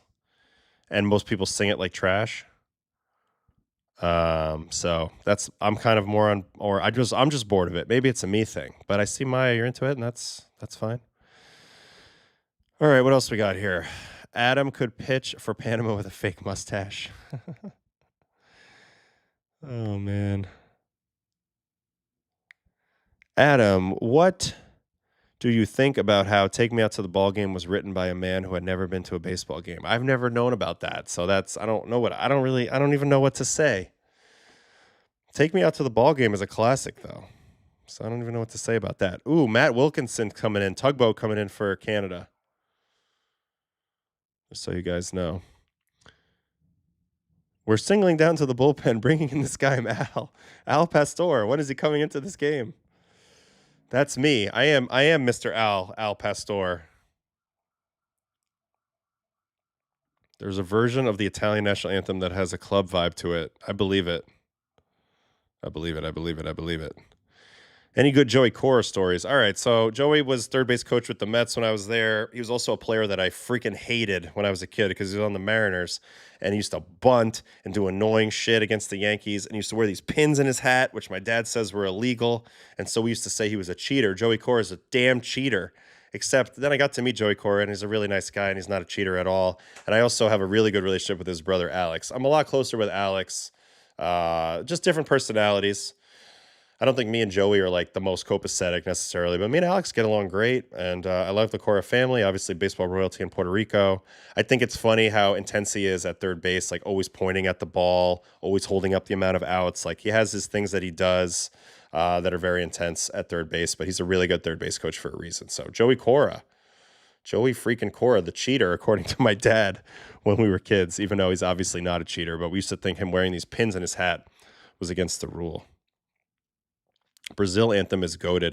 Dude, they had a string quartet playing it the other day against USA, which was pretty dope.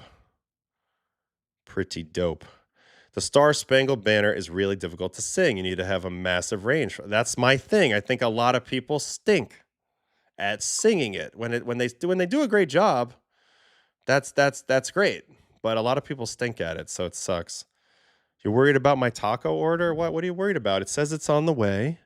I ordered from a place pretty far away that was very highly rated. It's going to be all right.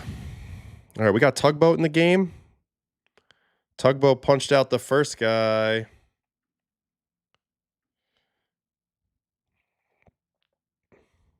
Here he is, Tugboat Wilkinson. Doors, 91 Doors. Oh, sit the fuck down. Is that what he just said? We got a lip reader in here? Is that a classic sit the fuck down? That's the energy you need from a reliever. Sit the fuck down. That's right. That's the type of shit I used to say when I pitched. You got to go a little psycho. You got to be a little tapped to pitch in these games. He's never been in a game this important. So he's doing it right now. Punches out the first guy, punches out the second guy.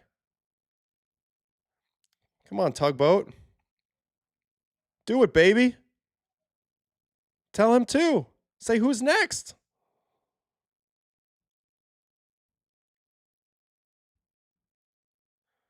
Oh, he said sit down, clown?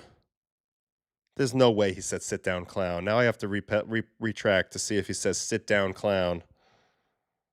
If he says sit down, clown, that's next level. No, come on. Tarp is coming out. Yeah, we got a rain delay.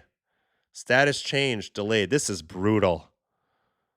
Brutal, but it's probably a Puerto Rican quick shower, right? Holy shit, that sucks ass. Fudge. We were in the middle of something good here. Well, that stinks. Let me just get back in the chat then for a little bit. Once my food gets close, I'll probably say goodnight, but what else we got here? Star Spangled Banner is difficult, doesn't make it a worse song. Sometimes you have to sacrifice ease for musical intrigue.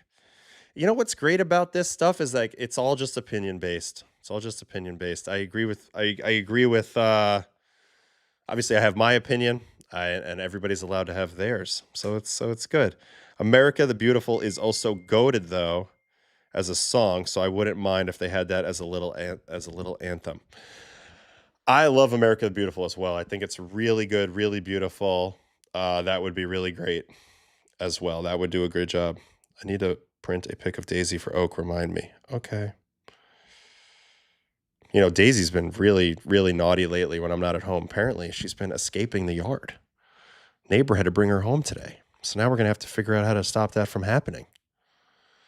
Can't let this dog just run amok if she's going to literally run amok. We need her to be around a little bit, you know? Damn, it's pouring at the game. I don't have like a live feed or anything. I'm surprised they didn't switch over to that game for me. That's annoying. FS1, clean up your coverage. I wrote a song about a rain delay once. Love them, but this is not the time. Whitney Houston starts. I mean, you know, if you can belt it, please belt it. But think about how many national anthems I listen to at baseball stadiums, and let me tell you, 90% of them, no bueno. No bueno. Call the fence guy. Oh, God. Adam, how much is Adderall abused in baseball? It's a good question. I think it used to be really bad. At one point, the TUE was so easy to get that like a crazy, like a triple the percentage of in the normal population that are diagnosed with ADHD were diagnosed in MLB. So there was 3 times. So 2/3 of those people are cheating statistically. Now, maybe that's not the case. I even had an agent, not one of my agents, but I had an agent one time tell me that was his fix for getting guys to throw more strikes was to get them a TUE and get them on Adderall or Vyvanse. And I'm like, I'm not doing that. Like, I don't have ADHD. So it used to be that way. But now they've made the restrictions a lot tougher. The TUE is a lot different. And I think that those numbers have come way down. It's mostly going to people that actually need it now. So I'm not going to sit here and say it's a problem anymore. But it used to be a problem, I think, a little bit for sure.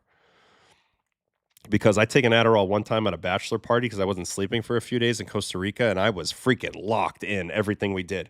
ATV riding, I mean, I might as well have been a stunt actor. Like I was just unbelievable through the forest. Pura Vida down there, by the way. All right, what else we got? Adam, I fondly remember you wishing Shohei happy birthday when you got him out in a big spot. See, sometimes you got to go psycho shit. That was 2021. Japanese people were not happy with me, but it really wasn't about him. I didn't need to celebrate his birthday that day. I needed to get him out. It's really rude that the weather isn't listening to me. All right, what else we got here? A lot of the European anthems sound like they're supposed to be sung in my baritones. Sing with oh. Got to get all deep. How much is involved in a TUE nowadays? I think back to Chris Davis getting suspended for not getting the paperwork in correctly. I never went through the process personally, but I know it's a lot more strict. Like the crackdown on the TUEs has been serious because it did get out of hand. And I think that's something that the general public doesn't know about, but there was a lot of people that were on Adderall or types of speed basically and like didn't need it. And to me, that's absolutely cheating. Your mental fortitude in this game is arguably more important than your physical fortitude at the highest level. So, you know, we'll see. Did you see the hot dogs at Lone Depot? What would be your pick? I did not. Carlos Mendoza said that if everyone stays healthy, Mets starters except Peralta and McLean have been told they might be piggybacking with each other. Ooh, we're going to try some fancy stuff, some rocky stuff with the Mets. Let me know how it turns out. Let's see. Let me know how it turns out. You think this was Carlos's idea or Stearns' idea? Or some combination? I doubt it was Carlos's idea. Let's see what happens. I'm curious to watch it. A piggyback system could be dynamic. It could also be a disaster. You got to get player buy-in. There's a lot of moving parts, so let's see how that goes. I will say we looked at Senga a little bit last night. I was actually pretty encouraged by his outing. I know he gave the 2 home runs, but I thought he looked good. So that's good. I mean, I need him to be back. That would make a big difference for the Mets. Enough with this baseball shit. Focus on the career in opera. Oh, with my singing voice. Oh, that's terrible. I'm sorry, guys. I subject you to my nonsense. All right. Man, I don't even know what to do. We got a rain delay. All the other games happened. Let me see how far away my food is. I mean, we have 70 people in here right now. It makes me want to keep rolling past 2 hours. 9 minutes. But at the same time, I am a little tired and I am going to be hungry and I have to go down in about 9 minutes. So I think we'll just do a few more minutes of chat. And then we're going to stream again tomorrow. Now, the question is, should we try to catch up in the morning with a morning stream? Or should we wait till night to cover WBC Day 5? Probably night, right? I think that makes a little more sense. Morning stream could be cool. We haven't caught up on a lot of spring training stuff in a while, but maybe we could have one thing to look at tonight from spring training. I don't even know what that would look like. Was there anything interesting that happened in spring training today? Like, did anybody? Oh, Ponce pitched, right? Ponce. He could be a possibility of something to watch, maybe. 3 innings, 1 strikeout, so nothing that exciting.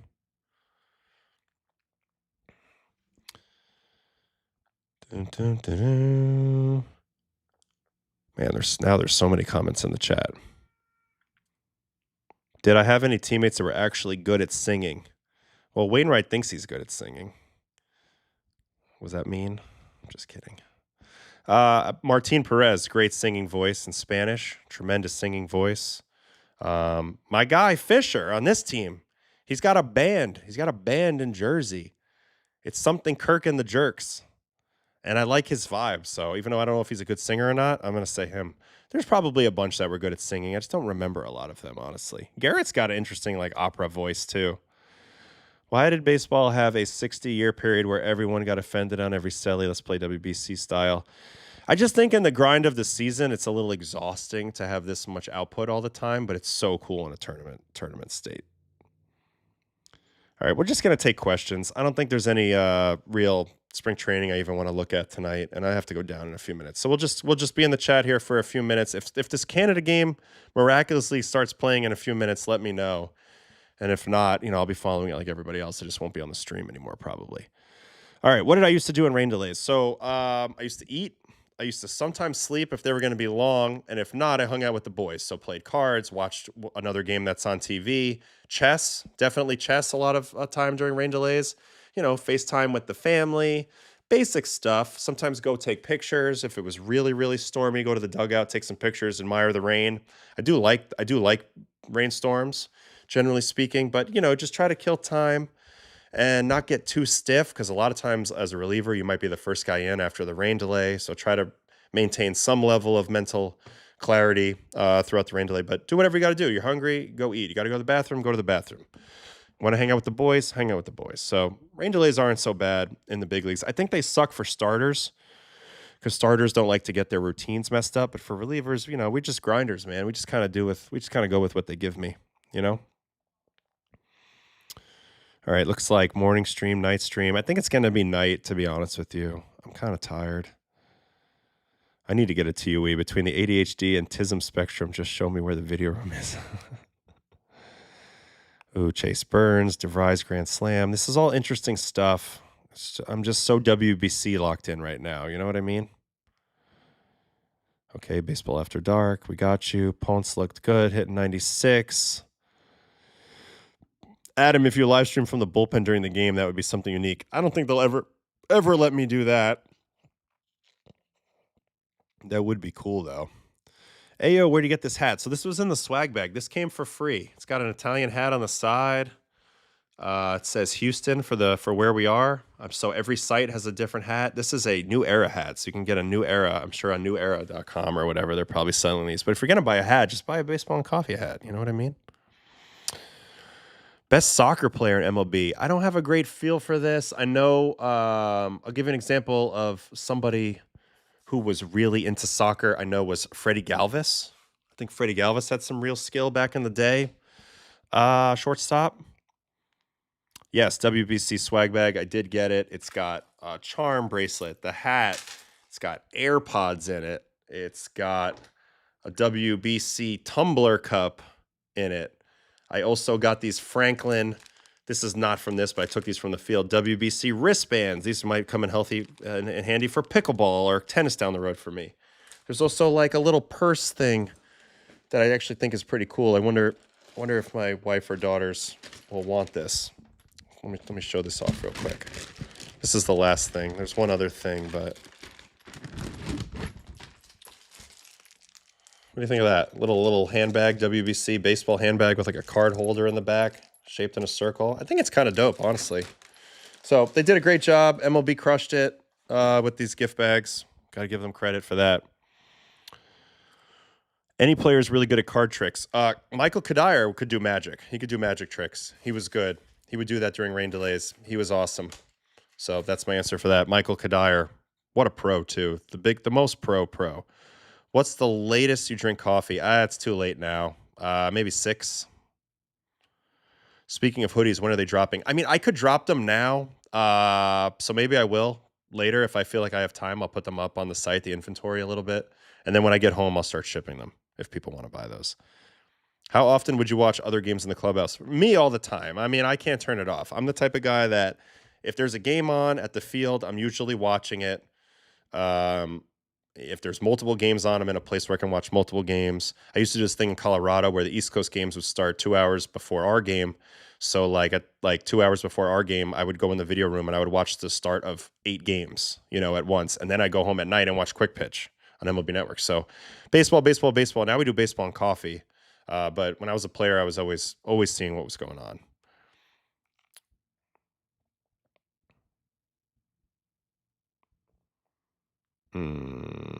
Theo Epstein was very good at soccer, dominated spring training inter-squad soccer games versus Seattle and LED front offices. I love this. This is the inside information we need from you, Mitch. I like that.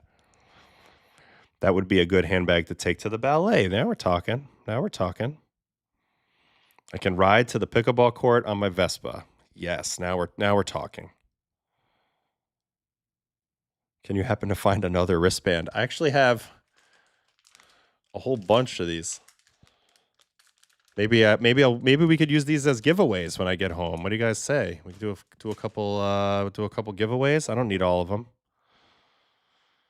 All right, what else we got? Remember when Robin Ventura put Mike Piazza's uniform on and went out in the rain and pretended to run? Yes, that was great. And in light of recent information, let's make fun of Mike Piazza as much as possible. So I love that. Great job, Robin Ventura. Do you watch any tennis or just play? Maybe you can meet Sinner. I watch tennis. I'm a big tennis fan. Growing up, I used to watch it a lot. It's just too much running for me. So that's why I like pickleball. I can control the court a little easier. I get my agility in, but I can't run that much. I don't have to run that much and get dominated. I'm not into running. It's not my thing. Are you going to have to settle down any of your non-MLB teammates? You know what? Let me tell you something about settling down, guys. I don't want them to settle down. I want them to be freaking ready. I want them to be bulls. I want my young guys to be bulls, ready to go out there, do whatever it takes, run hard on every ground ball, dive for balls, be ready for first pitch fastballs, play with some focus, play with some intensity, be yourself. Nerves are good. Should I make a giveaways channel in the Discord? Yes. I think that's a good idea. Spectre, I'd like that. Are you a fan of any less common sports? I'm a big cycling fan. Less common? I mean, I like MMA, although I'm not like crazy about it. I think it's interesting, the strategy behind it all, and the different styles. F1 for a little bit, with the Drive to Survive, although I don't keep up with it. I don't know, weird, like off the beaten path sports. I mean, I guess, does ballet count? I mean, it all comes back to ballet, but I really like the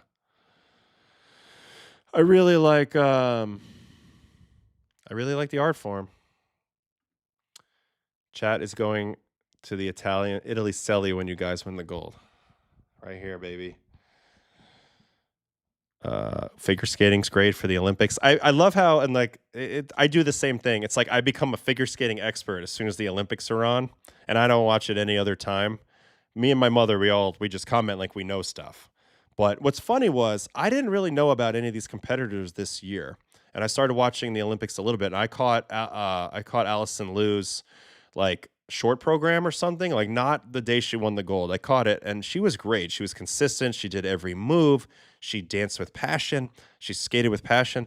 And I said to my friend who I was watching with, or maybe it was my daughter, Oakley, I said, I really like this girl. I haven't heard of her. I don't know if she's supposed to win or not, because my daughter was telling me about Amber Glenn, who was like the one that was supposed to win. But I was like, I don't know, man. She danced with like, she skated, and I say dance because her performance was like, I don't know, it just struck me as authentic. You know what I mean? And then sure enough, I find out that she's the most authentic. She literally dances and skates. Why am I saying dances? She skates just because she loves it. She stopped caring about the competitive aspect, and that's led her to her best skating and the gold medal. So I love that. Whenever I would scuffle in baseball, I'll leave you with this thought. Whenever I would scuffle in baseball and I would put a lot of pressure on myself and I would think about results and other people's opinions of things, sometimes I would then go step away from that a little bit and um, I would watch